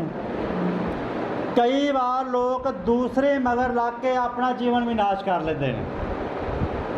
ਕਿਉਂ? ਕਿਉਂਕਿ ਉਹ ਪਰਖ ਨਹੀਂ ਕਰਦੇ ਵੀ ਜਿਹਦਾ ਪ੍ਰਭੂ ਦੀ ਨਜ਼ਰ ਦੇ ਵਿੱਚ ਇਹ ਗਲਤ ਹੈ, ਮੇਰੇ ਨਾਲੋਂ ਜ਼ਿਆਦਾ ਪ੍ਰਭੂ ਨੂੰ ਪਤਾ ਹੈ। ਪ੍ਰਭੂ ਜਾਣਦਾ ਹੈ ਗਲਤ ਆਦਮੀ ਦੇ ਨਾਲ ਕੀ ਕੀਤਾ ਜਾਣਾ ਚਾਹੀਦਾ ਹੈ। ਪ੍ਰਭੂ ਜਾਣਦਾ ਹੈ ਠੀਕ ਕੌਣ ਹੈ ਤੇ ਗਲਤ ਕੌਣ ਹੈ। ਜੇ ਸਬਤ ਵਾਲੇ ਦਿਨ, ਜਿਹੜਾ ਸਬਤ ਦਾ ਦਿਨ ਸੀਗਾ, ਪਵਿੱਤਰ ਸੀਗਾ, ਉਸ ਸਮੇਂ ਕੋਈ ਕੰਮ ਨਹੀਂ ਹੋਣਾ ਚਾਹੀਦਾ ਸੀਗਾ, ਤੇ ਸਜ਼ਾ ਕਿਹਨੇ ਦੇਣੀ ਸੀਗੀ? ਪਰਮੇਸ਼ਰ ਨੇ, ਕਿਉਂਕਿ ਪਰਮੇਸ਼ਰ ਦੇ ਉਲਟ ਕੰਮ ਹੋ ਰਿਹਾ ਸੀਗਾ। ਤੇ ਸਭ ਤੋਂ ਜ਼ਿਆਦਾ ਸਜ਼ਾ ਯਿਸੂ ਮਸੀਹ ਨੂੰ ਮਿਲਣੀ ਚਾਹੀਦੀ ਸੀ, ਕਿਉਂਕਿ ਉਹ ਆਪ ਕੰਮ ਕਰ ਰਿਹਾ ਸੀਗਾ। ਕੋਈ ਜਾਜਕ ਨਹੀਂ ਕਰ ਰਿਹਾ, ਕੋਈ ਵਿਸ਼ਵਾਸੀ ਨਹੀਂ ਕਰ ਰਿਹਾ, ਕੋਈ ਹੋਰ ਨਹੀਂ ਕਰ ਰਿਹਾ, ਖੁਦ ਯਿਸੂ ਮਸੀਹ ਕਰ ਰਿਹਾ। ਪਰ ਲੋਕਾਂ ਦੇ ਮਗਰ ਜਿਹੜਾ ਆਤਮਾ ਸੀਗਾ ਇਹ ਪਹਿਚਾਣ ਨਹੀਂ ਕਰ ਪਾ ਰਿਹਾ ਵੀ ਜੇ ਕਰ ਰਿਹਾ ਤਾਂ ਸਾਨੂੰ ਕੀ ਚਿੰਤਾ ਹੈ? ਅਸੀਂ ਕਾਹਦੇ ਲਈ ਇਹਨੂੰ ਮਾਰਨ ਦੇ ਲਈ ਤੁਲੇ ਹੋਏ ਹਾਂ? ਇਹਦਾ ਕੰਮ ਪਰਮੇਸ਼ਰ ਦਾ। ਜੇ ਪਰਮੇਸ਼ਰ ਨੇ ਇਹਨੂੰ ਕੰਮ ਕਰਨ ਦੇ ਲਈ ਠਹਿਰਾਇਆ ਹੈ ਤੇ ਜਿੱਥੇ ਪਿੱਛੇ ਕੰਮ ਹੋਏ ਨੇ, ਇੱਕ ਕੰਮ ਹੀ ਹੁੰਦਾ ਸੀਗਾ, ਹੋ ਜਾਣਾ ਸੀਗਾ ਤੇ ਇਹਦੀ ਸਜ਼ਾ ਮਿਲ ਜਾਣੀ ਸੀ ਇਹਨੂੰ। ਪਰ ਪ੍ਰਭੂ ਬਾਰ-ਬਾਰ ਇਹਦੇ ਕੋਲ ਕੰਮ ਲੈ ਰਿਹਾ। ਪ੍ਰਭੂ ਬਾਰ-ਬਾਰ ਕੰਮ ਲੈ ਰਿਹਾ, ਇਹਦੇ ਵਿੱਚ ਇਹਦਾ ਮਤਲਬ ਪਿੱਛੇ ਪਰਮੇਸ਼ਰ ਦਾ ਹੱਥ ਹੈ, ਪਿੱਛੇ ਇਹਦੇ ਕੋਲ ਪਰਮੇਸ਼ਰ ਕੰਮ ਲੈ ਰਿਹਾ। ਜੇ ਦੁਸ਼ਟ ਆਤਮਾ ਦਾ ਹੱਥ ਹੁੰਦਾ ਤੇ ਯਿਸੂ ਮਸੀਹ ਨੇ ਦੂਸਰੀ ਵਾਰ ਕੰਮ ਨਹੀਂ ਕਰਨ ਦੇਣਾ ਸੀ ਪਰਮੇਸ਼ਰ ਨੇ। ਕਈ ਵਾਰ ਅੱਜ ਵੀ ਲੋਕਾਂ ਦੇ ਦਿਲਾਂ ਵਿੱਚ ਖਿਆਲ ਆ ਜਾਂਦੇ ਨੇ, ਇੱਕ ਤਾੜਨਾ ਦੇ ਵਿੱਚ ਹੁੰਦੇ ਨੇ, ਪਰ ਯਿਸੂ ਮਸੀਹ ਨੇ ਕੀ ਕੀਤਾ? ਉਸ ਆਦਮੀ ਨੇ ਵਿਚਕਾਰ ਖੜਾ ਕਰ ਦਿੱਤਾ। ਉਹਨਾਂ ਨੇ ਖਿਆਲ ਜਾਣ ਕੇ ਵੀ ਇਹਨਾਂ ਦੇ ਖਿਆਲ, ਪਹਿਲਾਂ ਇਹਨਾਂ ਦੇ ਖਿਆਲਾਂ ਨੂੰ ਮੈਂ ਸਪਸ਼ਟੀਕਰਨ ਕਰਦੇ ਹਾਂ, ਇਹਨਾਂ ਨੂੰ ਸਾਫ਼-ਸਾਫ਼ ਦੱਸਦੇ ਹਾਂ ਵੀ ਮੈਂ ਇਸ ਦਿਨ ਜੇ ਕੰਮ ਕੀਤਾ ਹੈ ਨਾ ਤੇ ਇਹਦੇ ਦਿਨ ਬਾਰੇ ਤੁਸੀਂ ਬਾਅਦ 'ਚ ਵੇਖਿਆ ਜੇ, ਪਹਿਲਾਂ ਤੁਸੀਂ ਪ੍ਰਭੂ ਦੇ ਵਚਨ ਨੂੰ ਵੇਖੋ, ਪ੍ਰਭੂ ਦਾ ਵਚਨ ਕੀ ਕਹਿੰਦਾ ਹੈ। ਕਈ ਵਾਰ ਲੋਕ ਇੱਕ ਗੱਲ ਨੂੰ ਲੈ ਕੇ ਉਹਦਾ ਇਸ਼ੂ ਬਣਾ ਲੈਂਦੇ ਨੇ, ਪਰ ਸਾਰਾ ਵਚਨ ਉਹਦੇ ਨਾਲ ਮਿਲਾਉਣਾ ਹੈ ਅਸੀਂ। ਜੇ ਸਾਰਾ ਵਚਨ ਉਹਦੀ ਗਵਾਹੀ ਨਹੀਂ ਭਰ ਰਿਹਾ ਤੇ ਉਹ ਵਚਨ ਨੂੰ ਤੁਸੀਂ ਬਾਰ-ਬਾਰ ਨਾ ਮੁੱਦਾ ਚੱਕੋ ਉਹਦਾ। ਹਾਂਜੀ, ਤਾਂ ਉਹ ਉੱਠ ਖੜੋਤਾ। ਹਾਂਜੀ, ਫਿਰ ਯਿਸੂ ਨੇ ਉਹਨਾਂ ਨੂੰ ਆਖਿਆ, ਯਿਸੂ ਨੇ ਉਹਨਾਂ ਨੂੰ ਆਖਿਆ, ਮੈਂ ਤੁਹਾਥੋਂ ਪੁੱਛਦਾ ਹਾਂ, ਮੈਂ ਤੁਹਾਡੇ ਕੋਲ ਇੱਕ ਗੱਲ ਪੁੱਛਣੀ ਭਾਈ। ਹਾਂਜੀ, ਭਾਈ ਸਬਤ ਦੇ ਦਿਨ ਭਾਈ ਸਬਤ ਦੇ ਦਿਨ ਭਲਾ ਕਰਨਾ ਯੋਗ ਹੈ, ਭਲਾ ਕਰਨਾ ਯੋਗ ਹੈ ਜਾਂ ਬੁਰਾ ਕਰਨਾ? ਬੋਲੋ ਹਾਲੇਲੂਇਆ। ਲਾਗੇ ਸਾਰਿਆਂ ਨੂੰ ਸਮਝ? ਸਬਤ ਦਾ ਦਿਨ ਹੈ, ਪਵਿੱਤਰ ਹੈ, ਮੈਂ ਤੁਹਾਡੇ ਨਾਲ ਸਹਿਮਤ ਹਾਂ। ਯਿਸੂ ਮਸੀਹ ਉਹਨਾਂ ਨਾਲ ਸਹਿਮਤ ਸੀਗਾ। ਤੁਸੀਂ ਕਹਿੰਦੇ ਮੈਨੂੰ ਇੱਕ ਗੱਲ ਦਾ ਜਵਾਬ ਦੇ ਦਿਓ ਵੀ ਸਬਤ ਦੇ ਦਿਨ ਮੈਂ ਕੀਤਾ ਕੀ ਹੈ? ਭਲਾ ਕੀਤਾ ਹੈ ਕਿ ਬੁਰਾ ਕੀਤਾ ਹੈ? ਸਬਤ ਦੇ ਦਿਨ ਭਲਾ ਕਰਨਾ ਯੋਗ ਹੈ ਕਿ ਬੁਰਾ ਕਰਨਾ ਯੋਗ ਹੈ? ਯਿਸੂ ਮਸੀਹ ਦੇ ਸਵਾਲ ਦਾ ਜਵਾਬ ਤਾਂ ਕੋਈ ਨਹੀਂ ਦੇ ਸਕਦਾ ਗਾ, ਉਹ ਖੁਦ ਹੀ ਪਰਮੇਸ਼ਰ ਜਾਣਦਾ ਦਾ ਕੀ ਜਵਾਬ ਹੈ। ਪਰਮੇਸ਼ਰ ਦੇ ਨਾਲ ਲੋਕ ਖੜੇ ਹੋ ਜਾਂਦੇ ਨੇ, ਪਰਮੇਸ਼ਰ ਨੂੰ ਸਿੱਧੇ ਹੋ ਜਾਂਦੇ ਨੇ, ਪਰਮੇਸ਼ਰ ਨੂੰ ਜਿੱਤਣ ਦੀ ਕੋਸ਼ਿਸ਼ ਕਰਦੇ ਨੇ। ਨਹੀਂ ਭੈਣੋ ਭਾਈਓ, ਅਸੀਂ ਆਪਣੇ ਜੀਵਨ ਵਿੱਚ ਜਿੰਨੇ ਕੋਈ ਹੈਗੇ ਆ, ਪੌਲਸ ਨੇ ਕਿਹਾ ਜੇ ਤੁਸੀਂ ਖੜੇ ਜੇ ਨਾ ਤੇ ਧਿਆਨ ਰੱਖੋ ਕਿਤੇ ਡਿੱਗ ਨਾ ਪਿਆ ਜੇ। ਬੜਾ ਧਿਆਨ ਰੱਖਣਾ ਆਪਣੇ ਜੀਵਨ ਵੱਲ, ਕਿਉਂਕਿ ਅਸੀਂ ਕੁਛ ਵੀ ਨਹੀਂ ਆ, ਅਸੀਂ ਤਾਂ ਥੋੜ੍ਹਾ ਮੋਟਾ ਜਾਣਦੇ ਹਾਂ, ਪ੍ਰਭੂ ਸਭ ਕੁਝ ਜਾਣਦਾ ਹੈ। ਯਿਸੂ ਮਸੀਹ ਕਹਿ ਰਿਹਾ ਵੀ ਤੁਸੀਂ ਦੱਸੋ ਇਹਦੇ ਵਿੱਚੋਂ ਯੋਗ ਕਿਹੜਾ ਕੰਮ ਹੈ, ਫਿਰ ਮੈਂ ਉਹੀ ਸਬਤ ਦੇ ਦਿਨ ਕਰਾਂਗਾ। ਹਾਂਜੀ, ਜਾਨ ਬਚਾਉਣੀ ਜਾਂ ਨਾਸ਼ ਕਰਨਾ? ਜਾਨ ਬਚਾਉਣੀ ਯੋਗ ਹੈ ਕਿ ਨਾਸ਼ ਕਰ ਦੇਣਾ ਯੋਗ ਹੈ? ਕਈ ਵਾਰ ਕਿਸੇ ਦੀ ਜਾਨ ਬਚਾਉਣ ਦੇ ਲਈ ਕਈ ਰਸਤਿਆਂ ਦੇ ਸਾਨੂੰ ਲੰਘਣਾ ਪੈਂਦਾ, ਇਹਦੀ ਜਾਨ ਬਚ ਜਾਵੇ ਕਿਸੇ ਨਾ ਕਿਸੇ ਤਰੀਕੇ। ਪਰ ਜੇ ਕੋਈ ਕਿਸੇ ਨੂੰ ਹਟਾਉਣ ਦੀ ਕੋਸ਼ਿਸ਼ ਕਰਦਾ, ਵਿੱਚੋਂ ਕੱਢਣ ਦੀ ਕੋਸ਼ਿਸ਼ ਕਰਦਾ, ਉਹਨੂੰ ਮਾਰਨ ਦੀ ਕੋਸ਼ਿਸ਼ ਕਰਦਾ, ਉਹਦੇ ਆਤਮਾ ਕਿਹੜਾ? ਕਹਿਣ ਦਾ ਆਤਮਾ। ਕਹਿਣ ਦੀ ਆਤਮਾ ਨੇ ਥੋੜ੍ਹਾ ਵੀ ਨਹੀਂ ਸੋਚਿਆ ਵੀ ਮੇਰਾ ਭਰਾ ਹੈ, ਜਿਹਦੀ ਭੇਟ ਸਵੀਕਾਰ ਹੋ ਗਈ ਹੈ ਤੇ ਮੈਨੂੰ ਵੀ ਅੱਗੇ ਤੋਂ ਕੰਮ ਕਰਨਾ ਚਾਹੀਦਾ ਹੈ ਵੀ ਮੈਂ ਵੀ ਇਹਦੇ ਤਰ੍ਹਾਂ ਬਣ ਜਾਵਾਂ, ਤਾਂ ਕਿ ਮੇਰੀ ਵੀ ਭੇਟ ਸਵੀਕਾਰ ਹੋਵੇ। ਮੈਨੂੰ ਛਾਣਬੀਣ ਕਰਨੀ ਚਾਹੀਦੀ ਹੈ ਮੇਰੀ ਭੇਟ ਕਿਉਂ ਨਹੀਂ ਸਵੀਕਾਰ ਹੋਈ, ਇਹਦੀ ਕਿਉਂ ਹੋਈ ਹੈ। ਜੇ ਇਹਦੀ ਹੋਈ ਹੈ ਤਾਂ ਮੈਂ ਇਹਦੇ ਵਰਗਾ ਬਣਾਂਗਾ, ਤਾਂ ਕਿ ਮੇਰੀ ਵੀ ਸਵੀਕਾਰ ਹੋਵੇ। ਜੇ ਰੀਸ ਹੀ ਕਰਨੀ ਹੈ ਤਾਂ ਚੰਗੇ ਕੰਮ ਦੀ ਕਰੀਏ। ਲੱਗੀ ਸਾਨੂੰ ਸਮਝ? ਪਰ ਲੋਕ ਖਾਰ ਨਾਲ ਭਰ ਜਾਂਦੇ ਨੇ, ਇਹਦਾ ਮਤਲਬ ਪਿੱਛੇ ਆਤਮਾ ਕਹਿਣ ਦਾ ਆਤਮਾ ਹੈ। ਇਸ ਕਰਕੇ ਇਹਨਾਂ ਗੱਲਾਂ ਦੀ ਅਸੀਂ ਪਰਖ ਰੱਖਣੀ ਹੈ। ਜੇ ਕੋਈ ਵਿੱਚੋਂ ਹਟਾਉਣ ਦੀ ਕੋਸ਼ਿਸ਼ ਕਰ ਰਿਹਾ, ਉਸ ਭਾਈ ਨੂੰ ਕਹੇਗਾ ਇਹਨੂੰ ਵਿੱਚੋਂ ਕੱਢ ਦਿਓ, ਤੇ ਉਹਦੇ ਪਿੱਛੇ ਆਤਮਾ ਕਿਹੜਾ? ਕਹਿਣ ਦਾ ਆਤਮਾ ਹੈ। ਕਹਿਣ ਦੇ ਆਤਮਾ ਦੀ ਅਸੀਂ ਪਰਖ ਕਰਨੀ ਵੀ ਆਤਮਾ, ਜੇ ਆਤਮਾ ਦੀ ਪਰਖ ਸਾਨੂੰ ਨਹੀਂ ਹੈ ਤੇ ਫਿਰ ਅਸੀਂ ਬਾਈਬਲ ਨਹੀਂ ਪੜ੍ਹਦੇ ਚੰਗੀ ਤਰ੍ਹਾਂ, ਕਿਉਂਕਿ ਬਾਈਬਲ 'ਚ ਦੱਸਿਆ ਗਿਆ ਆਤਮਿਆਂ ਨੂੰ ਪਰਖੋ। ਵੇਖੋ ਆਤਮਾ ਕਿਹੜਾ ਕੰਮ ਕਰ ਰਿਹਾ। ਹਰੇਕ ਆਤਮਾ ਦੀ ਪ੍ਰਤੀਤ ਨਾ ਕਰ ਲਵੋ। ਇਸ ਜਗ੍ਹਾ ਤੇ ਕੁਝ ਇਸ ਤਰ੍ਹਾਂ ਦੀ ਘਟਨਾ ਵਾਪਰੀ ਹੈ, ਯਿਸੂ ਮਸੀਹ ਦੇ ਸਵਾਲ ਦਾ ਜਵਾਬ ਨਹੀਂ ਹੁਣ ਦੇ ਪਾ ਰਹੇ। ਹਾਂਜੀ। ਤਾਂ ਉਸ ਨੇ ਉਹਨਾਂ ਸਭਨਾਂ ਵੱਲ ਚੁਫੇਰੇ ਵੇਖ ਕੇ ਉਹਨਾਂ ਨੂੰ ਆਖਿਆ, ਹਾਂਜੀ। ਆਪਣਾ ਹੱਥ ਲੰਮਾ ਕਰ। ਤਾਂ ਉਹਨੇ ਕਰ ਦਿੱਤਾ। ਹਾਂਜੀ। ਅਤੇ ਉਹਦਾ ਹੱਥ ਮੁੜ ਚੰਗਾ ਹੋ ਗਿਆ। ਉਹਦਾ ਹੱਥ ਹੁਣ ਬਿਲਕੁਲ ਠੀਕ ਹੋ ਗਿਆ ਭਾਈ। ਯਿਸੂ ਮਸੀਹ ਨੇ ਪਹਿਲਾਂ ਹੀ ਸਵਾਲ ਰੱਖਿਆ, ਤੁਸੀਂ ਦੱਸੋ ਮੈਂ ਕੰਮ ਕਰਾਂ ਕਿ ਨਾ ਕਰਾਂ। ਹਾਂਜੀ। ਪਰ ਉਹ ਸੁਦਾਪੁਣੇ ਨਾਲ ਗੁੱਸੇ ਨਾਲ ਭਰ ਗਿਆ। ਸੁਦਾਪੁਣਾ ਗੁੱਸੇ ਨੂੰ ਕਿਹਾ ਗਿਆ। ਗੁੱਸਾ ਕਿੱਥੋਂ ਆਇਆ? ਕਹਿਣ ਦੇ ਆਤਮਾ ਨਾਲ। ਇਹਨਾਂ ਦੇ ਪਿੱਛੇ ਆਤਮਾ ਕਿਹੜਾ ਕੰਮ ਕਰ ਰਿਹਾ ਹੈ? ਕਹਿਣ ਦਾ ਆਤਮਾ, ਜਿਹਦੀ ਭੇਡ ਸਵੀਕਾਰ ਨਹੀਂ ਹੋਈ ਸੀ ਤੇ ਗੁੱਸੇ ਨਾਲ ਭਰ ਗਿਆ ਸੀਗਾ। ਇਸ ਕਰਕੇ ਇਸ ਜਗ੍ਹਾ ਤੇ ਇਹਨਾਂ ਦੀ ਗੱਲ ਪੂਰੀ ਨਹੀਂ ਹੋਈ। ਜੋ ਇਹ ਸੋਚ ਕੇ ਆਏ ਸੀਗੇ ਘਰੋਂ, ਪੂਰੀ ਨਹੀਂ ਹੋਈ, ਗੁੱਸੇ ਨਾਲ ਭਰ ਗਏ ਨੇ। ਕਈ ਵਾਰ ਆਦਮੀ ਘਰੋਂ ਕੋਈ ਸੋਚ ਕੇ ਆਉਂਦਾ, ਅੱਗੇ ਪੂਰਾ ਨਹੀਂ ਹੁੰਦਾ, ਗੁੱਸੇ ਨਾਲ ਭਰ ਜਾਂਦਾ। ਗੁੱਸੇ ਨਾਲ ਭਰਨ ਦੀ ਬਜਾਏ ਖੋਜ ਕਰੋ ਵੀ ਕਿਉਂ ਨਹੀਂ ਪੂਰੀ ਹੋਈ। ਬੋਲੋ ਹਾਲੇਲੂਇਆ। ਖੋਜ ਕਰੋ, ਛਾਣਬੀਨ ਕਰੋ, ਇਹ ਗੱਲ ਪੂਰੀ ਕਿਉਂ ਨਹੀਂ ਹੋਈ। ਪੂਰੀ ਹੋਣੀ ਚਾਹੀਦੀ ਸੀਗੀ। ਖਾਰ ਨਾ ਭਰ ਜਾਂਦਾ ਮਤਲਬ ਪਿੱਛੇ ਆਤਮਾ ਕੋਈ ਹੋਰ ਆ ਗਿਆ। ਕਹਿਣ ਨੂੰ ਕਿਹਾ ਗਿਆ ਜੇ ਤੂੰ ਭਲਾ ਕਰੇ ਉੱਪਰ ਕੀਤਾ ਜਾਣਾ ਸੀਗਾ, ਪਰ ਤੂੰ ਗੁੱਸੇ ਨਾ ਹੋ, ਪਰਬਲ ਹੋ ਸ਼ੈਤਾਨ ਤੇ ਪਰਬਲ ਹੋ, ਜਿੱਤ ਪ੍ਰਾਪਤ ਕਰ ਉਹਦੇ ਤੇ। ਇਸੇ ਤਰ੍ਹਾਂ 'ਚ ਇਹ ਆਤਮਾ ਦੀ ਪਰਖ ਕੀਤੀ ਜਾ ਸਕਦੀ ਹੈ। ਉਹ ਸਾਰੇ ਜਿੰਨੇ ਖੜੇ ਸੀਗੇ ਸੁਦਾਪੁਣੇ ਨਾਲ ਭਰ ਗਏ, ਖਾਰ ਨਾਲ ਭਰ ਗਏ, ਤਾੜਾਂ ਵਿੱਚ ਲੱਗੇ ਰਹਿ ਵੀ ਇਹਨੂੰ ਮਾਰੀਏ ਕਿਵੇਂ। ਹੁਣ ਹਮੇਸ਼ਾ ਹੀ ਮਾਰਨ ਦੀਆਂ ਹੀ ਸਕੀਮਾਂ ਲਾਉਂਦੇ ਰਹਿੰਦੇ, ਰਸਤਾ ਲੱਭ ਰਹੇ ਇਹਨੂੰ ਮਾਰੀਏ ਕਿਵੇਂ, ਕਿੱਥੇ ਸਾਨੂੰ ਮਿਲੇ ਇਹਨੂੰ ਮਾਰੀਏ। ਬੋਲੋ ਹਾਲੇਲੂਇਆ। ਔਰ ਇੱਕ ਹੋਰ ਤਸਵੀਰ ਦੇਖਦੇ ਹਾਂ ਛੋਟੀ ਜਿਹੀ। ਇਸਤਫਾਨ ਇੱਕ ਜਗ੍ਹਾ 'ਤੇ ਪ੍ਰਚਾਰ ਕਰ ਰਿਹਾ ਸੀਗਾ। ਇਸਤਫਾਨ ਬਾਰੇ ਸਾਰੇ ਜਾਣਦੇ ਹਾਂ, ਰਸੂਲਾਂ ਦੀ ਕਿਤਾਬ 7 ਦੇ ਆਏ, ਕਿਉਂਕਿ ਜ਼ਿਆਦਾ ਹਵਾਲੇ ਮੈਂ ਤਾਂ ਨਹੀਂ ਭਰਾ ਰਿਹਾ, ਫਿਰ ਸਮਾਂ ਬਹੁਤ ਜ਼ਿਆਦਾ ਲੱਗ ਜਾਂਦਾ। ਇਹ ਤਸਵੀਰਾਂ ਅਸੀਂ ਦੇਖਦੇ ਹਾਂ ਵੀ ਆਤਮਾ ਕਿੱਥੇ ਕਿੱਥੇ ਕਿਹੜਾ ਕਿਹੜਾ ਕੰਮ ਕਰਦਾ। ਇਸਤਫਾਨ ਇੱਕ ਡੀਕਨ ਹੈ ਚਰਚ ਦਾ, ਜਿਹੜਾ ਪਵਿੱਤਰ ਆਤਮਾ ਦੇ ਨਾਲ ਭਰਿਆ ਹੋਇਆ। ਇਹ ਜਦੋਂ ਗੱਲ ਕਰਦਾ ਸੀ ਕੋਈ ਇਹਦਾ ਸਾਹਮਣਾ ਨਹੀਂ ਕਰ ਪਾਉਂਦਾ ਸੀਗਾ। ਇਹਦਾ ਪ੍ਰਚਾਰ ਵੇਖੀਏ, ਇੱਕ ਡੀਕਨ ਦਾ ਪ੍ਰਚਾਰ। ਅੱਜ ਕੱਲ੍ਹ ਦੇ ਡੀਕਨ ਨਾਲ ਤਾਂ ਪ੍ਰਭੂ ਵਾਲੀ ਪ੍ਰਾਰਥਨਾ ਨਹੀਂ ਆਉਂਦੀ ਹੋਏਗੀ। ਬੋਲੋ ਹਾਲੇਲੂਇਆ। ਆਤਮਾ ਦੀ ਗੱਲ ਕਰ ਰਹੇ ਹਾਂ। ਉਦੋਂ ਮਸਾ ਕੀਤਾ ਹੋਇਆ ਡੀਕਨ ਸੀਗਾ ਇਸਤਫਾਨ। 7 ਅਧਿਆਏ ਰਸੂਲਾਂ ਦੇ ਕਿਤਾਬ 7 ਅਧਿਆਏ 54 ਆਇਤ ਨੂੰ ਪੜ੍ਹਦੇ ਹਾਂ।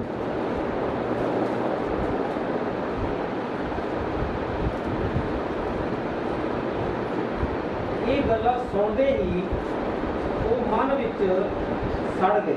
ਬੋਲੋ ਹਾਲੇਲੂਇਆ। ਇਹ ਕਿਹੜਾ ਆਤਮਾ ਆ ਗਿਆ? ਸੜਨ ਵਾਲਾ ਆਤਮਾ ਕਿਹੜਾ ਹੈ? ਕਹਿਣ ਦਾ ਆਤਮਾ। ਇਹ ਗੱਲਾਂ ਸੁਣਦਿਆਂ ਸਾਰੇ ਉਹ ਮਨ ਦੇ ਵਿੱਚ ਸੜ ਗਏ, ਜਿੱਥੇ ਕਿਸੇ ਨੂੰ ਸਾੜਾ ਹੁੰਦਾ। ਭਾਵੇਂ ਉਹ ਕਿੱਡਾ ਵੀ ਵਧੀਆ ਭਾਈ ਲੱਗਦਾ ਹੋਵੇ, ਜਿੱਥੇ ਸਾੜਾ ਹੈ ਉਹ ਪਿੱਛੇ ਆਤਮਾ ਠੀਕ ਨਹੀਂ ਹੈ, ਕਹਿਣ ਦਾ ਆਤਮਾ ਹੈ। ਜੇ ਇਹ ਪਰਖ ਕਰਨ ਵਾਲਾ ਆਤਮਾ ਅੱਜ ਸਾਡੇ ਕੋਲ ਨਹੀਂ ਨਾ, ਤਾਂ ਸਾਡਾ ਵੀ ਰੈਪਚਰ ਨਹੀਂ ਹੋਣਾ। ਕਿਉਂਕਿ ਇਹ ਜਿਹੜਾ ਸਮਾਂ ਚੱਲ ਰਿਹਾ, ਇਹਨਾਂ ਦਿਨਾਂ ਦੇ ਵਿੱਚ ਨਬੀ ਨੇ ਕਿਹਾ ਜਿਹੜਾ ਗਲਤ ਨੂੰ ਗਲਤ ਤੇ ਠੀਕ ਨੂੰ ਠੀਕ, ਇਹ ਪਹਿਚਾਣ ਹੀ ਨਹੀਂ ਪਾ ਰਿਹਾ ਵੀ ਗਲਤ ਕਿਹੜਾ ਤੇ ਠੀਕ ਕਿਹੜਾ। ਜਿਹਨੂੰ ਇਹ ਪਹਿਚਾਣ ਹੀ ਨਹੀਂ ਹੈ ਤਾਂ ਉਹਦਾ ਰੈਪਚਰ ਕਿਵੇਂ ਹੋਵੇਗਾ? ਉਹਨੂੰ ਖੁਦ ਨੂੰ ਨਹੀਂ ਪਤਾ ਕਿੱਥੇ ਚੱਲ ਰਿਹਾ। ਇਹ ਗੱਲਾਂ ਸੁਣਦਿਆਂ ਸਾਰੇ ਉਹ ਮਨ ਦੇ ਵਿੱਚ ਸੜ ਗਏ। ਇਕੱਲਾ ਸੜੇ ਨਹੀਂ, ਹੋਰ ਵੀ ਕੁਝ ਕਰਨ ਲੱਗ ਪਿਆ ਸੀ। ਹਾਂਜੀ। ਅਤੇ ਉਸ ਉੱਤੇ ਦੰਦ ਪੀਣ ਲੱਗ ਪਏ, ਦੰਦਲਾਂ ਪੈਣ ਲੱਗ ਪਈਆਂ ਨੇ ਇੱਕ ਹਿਸਾਬ ਦੀਆਂ, ਤੱਕ ਚੀਚੀਆਂ ਵਟਣ ਲੱਗ ਪਿਆ। ਇਹਨੂੰ ਬਸ ਵੀ ਨਹੀਂ ਚੱਲਦਾ ਪਿਆ। ਸੇਵਕ ਕੁਛ ਕਹਿ ਵੀ ਨਹੀਂ ਸਕਦੇ। ਮਿਨਿਸਟਰ ਮੀਟਿੰਗ ਦੇ ਵਿੱਚ ਬੈਠਾ ਹੋਇਆ, ਚਰਚ ਦੇ ਵਿੱਚ ਬੈਠਾ ਹੋਇਆ, ਇਸ ਤਰ੍ਹਾਂ ਲੱਗਦਾ ਮੇਰੇ ਰਿਸ਼ਤੇਦਾਰ, ਵੱਡਾ ਭਾਈ ਹੈ, ਛੋਟਾ ਭਾਈ, ਜਿਵੇਂ ਵੀ ਹੈ, ਇੰਨੇ ਜ਼ਿਆਦਾ ਗੁੱਸੇ ਨਾਲ ਭਰ ਜਾਣਾ। ਇਹ ਆਤਮਾ ਕਿਹੜਾ? ਪਰਮੇਸ਼ਰ ਦਾ ਤਾਂ ਹੋ ਨਹੀਂ ਸਕਦਾ ਹੈਗਾ। ਇਸ ਆਤਮਾ ਨੂੰ ਵੇਖਣ ਦੇ ਲਈ ਪਿੱਛੇ ਜਾਣਾ ਪਵੇਗਾ ਉਤਪਤੀ ਦੀ ਕਿਤਾਬ 'ਚ, ਕਹਿਣ ਦੀ ਆਤਮਾ ਵੱਲ। ਆਤਮਾ ਦੀ ਪਰਖ ਕਰਨੀ ਹੋਵੇ ਤਾਂ ਤੁਸੀਂ ਸਾਰਾ ਕੁਝ ਉਤਪਤੀ ਦੇ ਵਿੱਚ ਵੇਖ ਸਕਦੇ ਜੀ। ਉਤਪਤੀ ਵਿੱਚ ਸਾਰਾ ਜਿਹੜਾ, ਕਿਉਂਕਿ ਉਤਪਤੀ ਦੇ 50 ਅਧਿਆਏ ਨੇ। ਬੋਲੋ ਹਾਲੇਲੂਇਆ। ਲਾਗੇ ਸਾਰਿਆਂ ਨੂੰ ਸਮਝ। ਉਤਪਤੀ ਦੇ 50 ਅਧਿਆਏ ਨੇ, ਔਰ 50 ਅਧਿਆਇਆਂ ਦੇ ਵਿੱਚ ਸਭ ਕੁਝ ਹੀ ਪੇਸ਼ ਕੀਤਾ ਗਿਆ। ਪ੍ਰਕਾਸ਼ ਦੀ ਪੋਥੀ ਵਿੱਚ ਇਹਨਾਂ ਗੱਲਾਂ ਨੂੰ ਖੋਲ੍ਹਿਆ ਗਿਆ। ਉਤਪਤੀ ਵਿੱਚ ਛੁਪਾਈਆਂ ਗਈਆਂ ਸੀਗੀਆਂ। ਪ੍ਰਕਾਸ਼ ਦੀ ਪੋਥੀ ਵਿੱਚ ਨਵਾਂ ਨਹੀਂ ਕੁਝ ਦੱਸਿਆ ਗਿਆ, ਨਵਾਂ ਨਹੀਂ ਦੱਸਿਆ ਗਿਆ, ਇਹਨਾਂ ਚੀਜ਼ਾਂ ਨੂੰ ਖੋਲ੍ਹਿਆ ਗਿਆ। ਤੇ 50ਵੇਂ ਦਿਨ ਹੀ ਪਵਿੱਤਰ ਆਤਮਾ ਉਤਰਿਆ ਸੀਗਾ। ਜਦੋਂ ਪਵਿੱਤਰ ਆਤਮਾ ਉਤਰਿਆ ਸੀਗਾ ਉਤਪਤੀ ਦੀ ਕਿਤਾਬ ਸਮਝ ਲਓ ਪੂਰੀ ਹੋ ਗਈ ਸੀਗੀ, ਕਿਉਂਕਿ ਹੁਣ ਪਵਿੱਤਰ ਆਤਮਾ ਨੇ ਦੱਸਣਾ ਸੀਗਾ ਕਿੱਥੇ ਕਿੱਥੇ ਕੀ ਹੋਣਾ, ਆਉਣ ਵਾਲੀਆਂ ਗੱਲਾਂ ਵੀ ਉਹ ਦੱਸੇਗਾ। ਲਾਗੇ ਸਾਰਿਆਂ ਨੂੰ ਸਮਝ, ਜ਼ਰੂਰ ਧਿਆਨ ਰੱਖਣਾ ਇਹਨਾਂ ਗੱਲਾਂ ਦਾ। ਜਦੋਂ ਇਹ ਸੜ ਗਏ ਨੇ, ਦੰਦ ਪੀਣ ਲੱਗ ਪਏ ਨੇ, ਇਹਦਾ ਮਤਲਬ ਹੁਣ ਇਸਤਬਾਨ ਬਾਰੇ ਚੰਗਾ ਨਹੀਂ ਸੋਚਦੇ ਹੋਣਗੇ। ਹਾਲਾਂਕਿ ਉਹ ਕੋਈ ਸੇਵਕ ਨਹੀਂ ਹੈ, ਕੋਈ ਬਿਸ਼ਪ ਨਹੀਂ ਹੈ, ਕੋਈ ਜਾਜਕ ਨਹੀਂ ਹੈ, ਸਿਰਫ ਇੱਕ ਚਰਚ ਦਾ ਡੀਕਨ ਹੈ। ਪਵਿੱਤਰ ਆਤਮਾ ਨਾਲ ਭਰਿਆ ਰਹਿੰਦਾ, ਗੱਲਾਂ ਕਰਦਾ ਰਹਿੰਦਾ। ਔਰ ਕਈ ਲੋਕ ਉਹਨੂੰ ਆ ਕੇ ਕਹਿੰਦੇ ਡੀਕਨ ਬਣ ਕੇ ਰਹਿ, ਪਾਸਟਰ ਨਾ ਬਣ, ਵਿਸ਼ਵਾਸੀ ਹੈ ਵਿਸ਼ਵਾਸੀ ਬਣ ਕੇ ਰਹਿ। ਯਾਨੀ ਕਿ ਕਈ ਤਰ੍ਹਾਂ ਦੇ ਲੋਕ ਉਹਨੂੰ ਕਈ ਤਰ੍ਹਾਂ ਦੀ ਨਜ਼ਰਾਂ ਨਾਲ ਵੇਖਦੇ ਹੋਣਗੇ। ਪਰ ਜਦੋਂ ਤੁਹਾਡੇ ਅੰਦਰ ਪਵਿੱਤਰ ਆਤਮਾ ਆ ਜਾਂਦਾ, ਭਾਵੇਂ ਤੁਸੀਂ ਵਿਸ਼ਵਾਸੀ ਹੋ, ਭਾਵੇਂ ਡੀਕਨ ਹੋ, ਭਾਵੇਂ ਤੁਸੀਂ ਪਾਸਟਰ ਹੋ, ਜਦੋਂ ਪਵਿੱਤਰ ਆਤਮਾ ਤੁਹਾਡੀ ਅਗਵਾਈ ਕਰ ਰਿਹਾ ਨਾ, ਤਾਂ ਫਿਰ ਜਿਹੜੇ ਜਲਦੇ ਨੇ, ਜਿਹੜੇ ਸੜਦੇ ਨੇ, ਉਹਨਾਂ ਦੇ ਪਿੱਛੇ ਕੈਨ ਦਾ ਆਤਮਾ, ਕਿਉਂਕਿ ਪ੍ਰਭੂ ਤੁਹਾਨੂੰ ਇਸਤੇਮਾਲ ਕਰ ਰਿਹਾ। ਪ੍ਰਭੂ ਨਹੀਂ ਕਿਸੇ ਦਾ ਪੱਖਪਾਤ ਕਰਦਾ। ਲੱਗੀ ਸਾਰਿਆਂ ਨੂੰ ਸਮਝ? ਆਓ ਇੱਕ ਹੋਰ ਤਸਵੀਰ ਦੇਖਦੇ ਹਾਂ। ਉਤਪਤੀ ਦੀ ਕਿਤਾਬ 'ਚ ਚੱਲਦੇ ਹਾਂ, 27 ਦੇ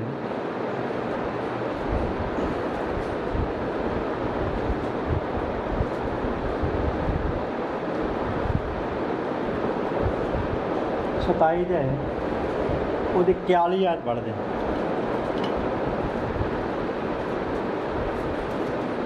ਈਸਾਓ ਨੇ ਯਾਕੂਬ ਨਾਲ ਉਸ ਬਰਕਤ ਦੇ ਕਾਰਨ ਜਿਹੜੀ ਉਸ ਦੇ ਪਿਤਾ ਨੇ ਉਸ ਨੂੰ ਦਿੱਤੀ ਸੀ ਵੈਰ ਰੱਖਿਆ। ਬੋਲੋ ਹਾਲੇਲੂਇਆ। ਹਾਲੇਲੂਇਆ। ਪਰਮੇਸ਼ਰ ਨੇ ਇਹਨਾਂ ਦੇ ਜਨਮ ਤੋਂ ਪਹਿਲਾਂ ਕਹਿਤਾ ਵੀ ਉਹਨੇ ਈਸਾਓ ਨਾਲ ਵੈਰ ਰੱਖਿਆ, ਯਾਕੂਬ ਨਾਲ ਪਿਆਰ ਰੱਖਿਆ।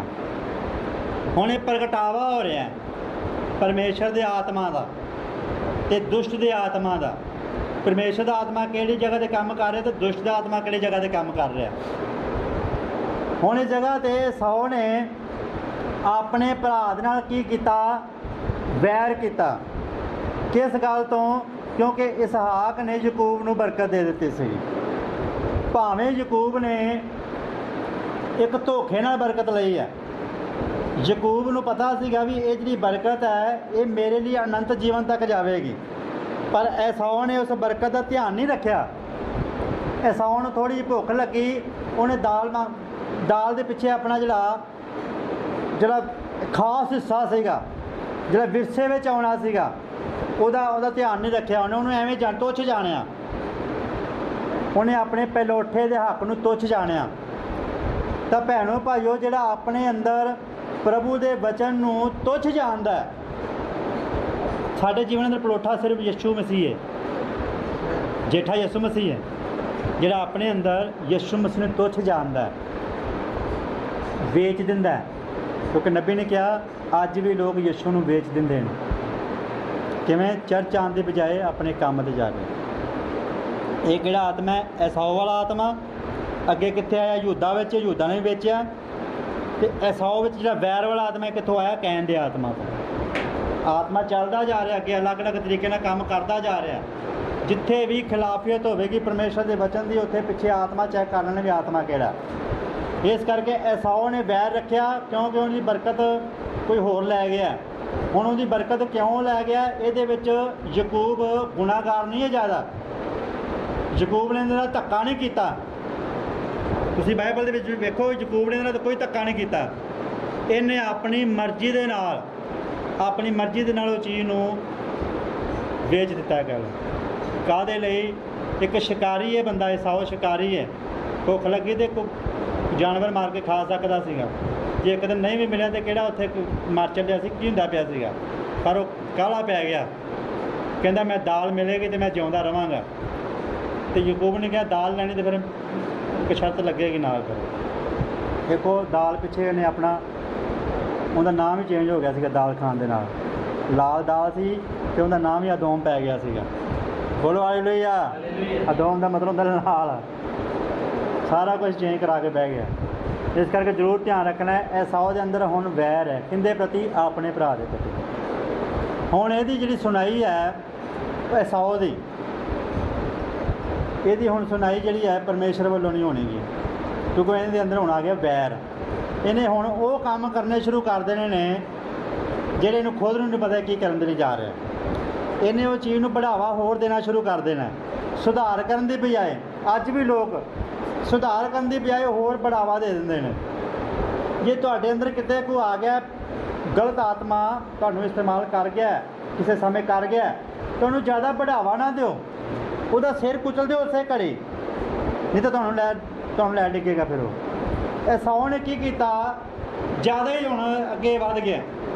ਏਸਾਓ ਨੇ ਯਾਕੂਬ ਨਾਲ ਤਾਂ ਵੈਰ ਰੱਖਿਆ ਹੀ, ਹੁਣ ਇਹ ਪਰਿਵਾਰ ਦੇ ਵਿੱਚ ਵੀ ਇਹਦਾ ਸੁਭਾਅ ਕੋਈ ਠੀਕ ਨਹੀਂ ਲੱਗਦਾ ਗਾ। ਆਓ ਅਸੀਂ 28 ਦੇ ਵਿੱਚ ਕੁਝ ਗੱਲਾਂ ਦੇਖਦੇ ਹਾਂ।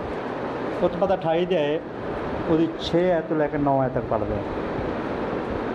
ਜਦ ਈਸਾਓ ਨੇ ਵੇਖਿਆ ਕਿ ਇਸਹਾਕ ਨੇ ਯਾਕੂਬ ਨੂੰ ਬਰਕਤ ਦਿੱਤੀ ਹੈ। ਜਦੋਂ ਇਸਹਾਕ ਦੇ ਬਾਰੇ ਏਸਾਓ ਨੂੰ ਪਤਾ ਲੱਗ ਗਿਆ ਵੀ ਇਸਹਾਕ ਮੇਰਾ ਪਿਤਾ ਹੈ ਤੇ ਯਾਕੂਬ ਦਾ ਵੀ ਪਿਤਾ ਹੈ, ਉਹਨੂੰ ਪਤਾ ਲੱਗ ਗਿਆ ਵੀ ਇਸਹਾਕ ਨੂੰ ਬਰਕਤ ਮੈਨੂੰ ਦੇਣੀ ਚਾਹੀਦੀ ਸੀ। ਜਦੋਂ ਪਤਾ ਲੱਗ ਗਿਆ ਵੀ ਜਿਹੜੀ ਬਰਕਤ ਹੈ ਹੁਣ ਯਾਕੂਬ ਕੋਲ ਚਲੀ ਗਈ ਆ। ਹਾਂਜੀ, ਔਰ ਉਸ ਨੂੰ ਪਦਨ ਆਰਾਮ ਵਿੱਚ ਘੱਲਿਆ।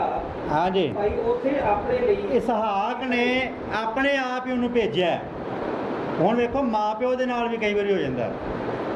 ਇਸਹਾਕ ਦਾ ਵੀ ਪਿਓ ਹੈ ਤੇ ਯਾਕੂਬ ਦਾ ਵੀ ਪਿਓ ਹੈ।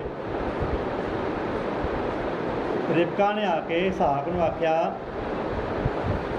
ਵੀ ਆਪਾਂ ਹੁਣ ਕਨਾਨੀਆਂ ਦੀ ਤੀਵੀਆਂ ਵਿੱਚ ਤਾਂ ਲਿਆਣੇ ਨੇਗੇ, ਤੇ ਇਸਹਾਕ ਨੇ ਨਾਲ ਕਿਹਾ ਵੀ ਚਲੋ ਇਹਦੇ ਮਾਮਿਆਂ ਕੋਲ ਚਲਾ ਜਾਓ ਤੂੰ ਆਪਣੇ, ਤੇ ਉੱਥੇ ਲਬਾਨ ਦੀ ਕੁੜੀ ਨਾਲ ਸ਼ਾਦੀ ਕਰ ਲਈ। ਇਸਹਾਕ ਨੇ ਕਿਹਾ ਸੀ ਇਸ ਜਗ੍ਹਾ 'ਤੇ। ਹੁਣ ਏਸਾਓ ਨੂੰ ਇਹ ਸਾਰੀਆਂ ਗੱਲਾਂ ਪਤਾ ਲੱਗ ਗਈਆਂ ਵੀ ਇਹਦਾ ਮਤਲਬ ਮੇਰੇ ਪਿਓ ਦਾ ਵੀ ਹੱਥ ਵਿੱਚ ਹੈ। ਬੋਲੋ ਹਾਲੇਲੂਇਆ। ਲੱਗ ਗਈ ਸਾਰਿਆਂ ਨੂੰ ਸਮਝ। ਮੇਰੇ ਭਰਾ ਦਾ ਹੀ ਇਕੱਲੇ ਦਾ ਕਸੂਰ ਨਹੀਂ ਹੈ, ਮੇਰਾ ਪਿਓ ਵੀ ਵਿੱਚ ਹੀ ਹੈ ਤੇ ਮੈਂ ਉਹਨੂੰ ਵਿੱਚ ਹੀ ਰਗੜਾਂਗਾ। ਲੱਗ ਗਈ ਸਾਰਿਆਂ ਨੂੰ ਸਮਝ।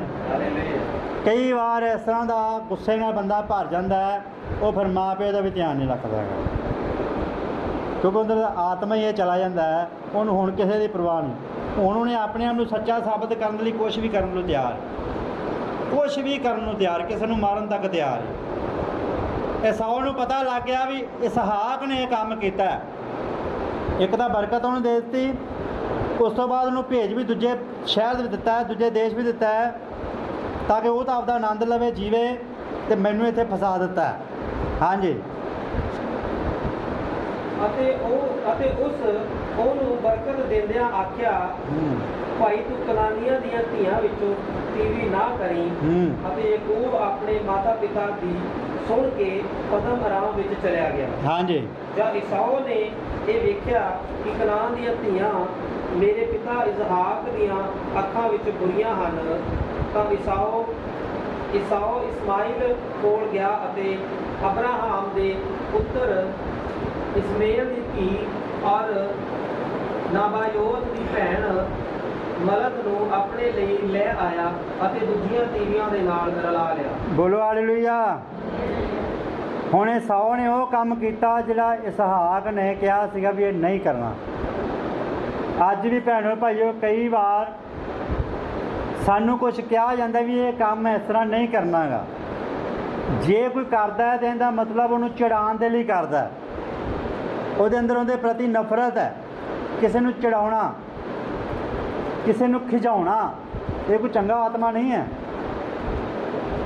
ਹੁਣ ਏਸਾਓ ਨੂੰ ਪਤਾ ਲੱਗ ਗਿਆ ਵੀ ਇਸਹਾਕ ਦਾ ਵਿੱਚ ਹੱਥ ਇਹਨੇ ਮੇਰੀ ਗੱਲ ਕਰਨ ਦੀ ਬਜਾਏ, ਮੇਰੀ ਸਹਾਇਤਾ ਕਰਨ ਦੀ ਬਜਾਏ, ਮੇਰੀ ਮਦਦ ਕਰਨ ਦੀ ਬਜਾਏ ਇਹਨੇ ਯਾਕੂਬ ਦਾ ਸਾਥ ਦਿੱਤਾ ਹੈ, ਤੇ ਮੈਂ ਵੀ ਹੁਣ ਉਹ ਕੰਮ ਕਰਾਂਗਾ ਜਿਹੜਾ ਇਹਨਾਂ ਨੇ ਮਨਾ ਕੀਤਾ। ਕਨਾਨੀਆਂ ਦੀਆਂ ਤੀਵੀਆਂ ਵਿੱਚੋਂ ਤੀਵੀ ਨਾ ਲਿਆਉਣ ਦੇ ਲਈ ਕਿਹਾ ਗਿਆ ਸੀਗਾ। ਏਸਾਓ ਨੇ ਜਾਣ ਬੁੱਝ ਕੇ ਇਸਮਾਈਲ ਦੀ ਧੀ ਨੂੰ ਲੈ ਆਂਦਾ ਹੈ, ਔਰ ਇਸਮਾਈਲ ਜਿਹੜਾ ਅਬਰਾਹਾਮ ਦਾ ਮੁੰਡਾ ਹੈ, ਔਰ ਅਬਰਾਹਾਮ ਦੀ ਜਿਹੜੀ ਗੋਲੀ ਸੀਗੀ, ਇਹ ਗੋਲੀ ਦੇ ਵਿੱਚੋਂ ਇਸਮਾਈਲ ਹੈ ਜਿਹੜਾ ਕਿ ਇਹਨੂੰ ਇਹ ਕੰਮ ਨਹੀਂ ਕਰਨਾ ਚਾਹੀਦਾ ਸੀਗਾ। ਔਰ ਜਿਹੜਾ ਇਸਮਾਈਲ ਸੀਗਾ, ਬੋਲੋ ਹਾਲੇਲੂਇਆ, ਜਿਹੜਾ ਇਸਮਾਈਲ ਸੀਗਾ, ਇਸਮਾਈਲ ਦੀ ਸ਼ਾਦੀ ਮਿਸਰ ਦੇ ਵਿੱਚ ਹੋਈ ਸੀਗੀ, ਉਹਦੀ ਪਤਨੀ ਮਿਸਰੀ ਸੀਗੀ।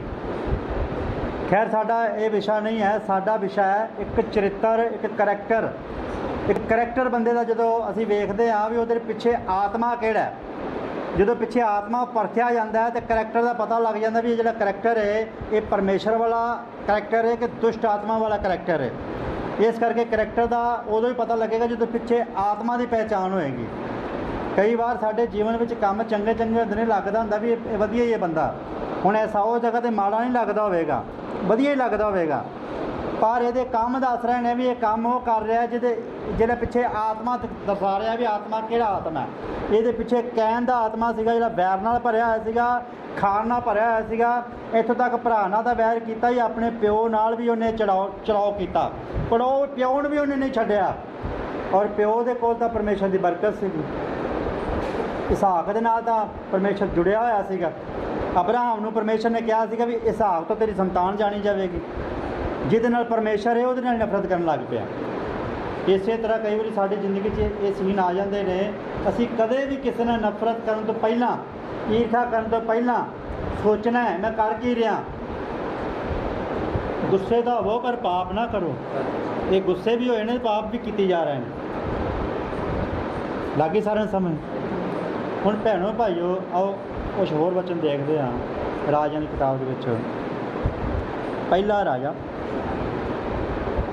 18 ਦੇ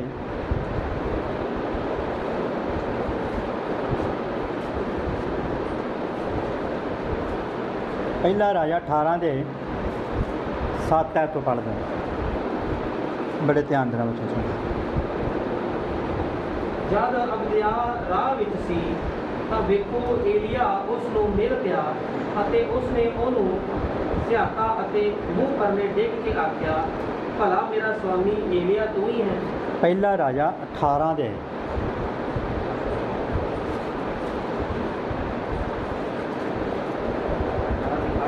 7 ਤੋਂ ਪੜ੍ਹਦੇ ਹਾਂ।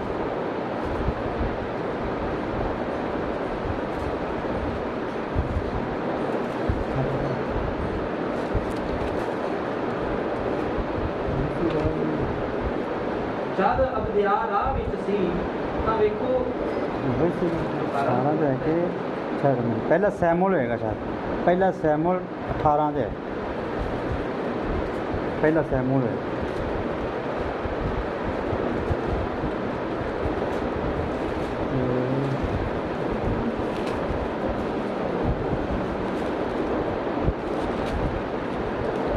ਅਤੇ ਉਹਨਾਂ ਤੀਵੀਆਂ ਨੇ ਵਜਾਉਂਦਿਆਂ ਵਜਾਉਂਦਿਆਂ ਵਾਰੋ ਵਾਰੀ ਗਾ ਕੇ ਆਖਿਆ, ਉਹਨਾਂ ਤੀਵੀਆਂ ਨੇ ਵਜਾਉਂਦਿਆਂ ਵਜਾਉਂਦਿਆਂ ਵਾਰੀ ਵਾਰੀ ਕੀ ਆਖਿਆ, ਸ਼ਾਉਲ ਨੇ ਆਪਣੇ ਹਜ਼ਾਰਾਂ ਨੂੰ ਮਾਰਿਆ ਸ਼ਾਉਲ ਨੇ ਆਪਣੇ ਹਜ਼ਾਰਾਂ ਨੂੰ ਮਾਰਿਆ ਅਤੇ ਦਾਊਦ ਨੇ ਆਪਣੇ ਲੱਖਾਂ ਦਾਊਦ ਨੇ ਆਪਣੇ ਲੱਖਾਂ ਨੂੰ ਮਾਰਿਆ। ਬੋਲੋ ਹਾਲੇਲੂਇਆ। ਇੱਥੇ ਸ਼ਾਉਲ ਤੇ ਦਾਊਦ ਆਪਸ ਦੇ ਵਿੱਚ ਬਾਅਦ ਵਿੱਚ ਰਿਸ਼ਤੇਦਾਰ ਵੀ ਬਣ ਗਏ ਸੀਗੇ, ਕਿ ਦਾਊਦ ਸ਼ਾਉਲ ਦਾ ਜਵਾਈ ਵੀ ਬਣਿਆ ਸੀ। ਪਰ ਹਾਲ ਦੀ ਘੜੀ ਗੋਲੀਅਤ ਤੇ ਦਾਊਦ ਨੇ ਫਤਿਹ ਪਾਈ, ਜਿੱਥੋਂ ਸ਼ਾਉਲ ਡਰ ਗਿਆ ਸੀਗਾ, ਔਰ ਦਾਊਦ ਦੇ ਨਾਲ ਪਰਮੇਸ਼ਰ ਨੇ ਹੋਰ ਵੀ ਬੜੇ ਕੰਮ ਕੀਤੇ। ਪਰ ਸ਼ਾਉਲ ਇੱਥੋਂ ਦਾ ਰਾਜਾ, ਸ਼ਾਉਲ ਇਸਰਾਇਲ ਦੇ ਵਿੱਚ ਰਾਜਾ ਹੈ। ਹੁਣ ਜਦੋਂ ਇੱਕ ਰਾਜੇ ਦੇ ਸਾਹਮਣੇ ਕਿਸੇ ਹੋਰ ਦੀ ਇੱਜ਼ਤ ਹੁੰਦੀ ਹੈ,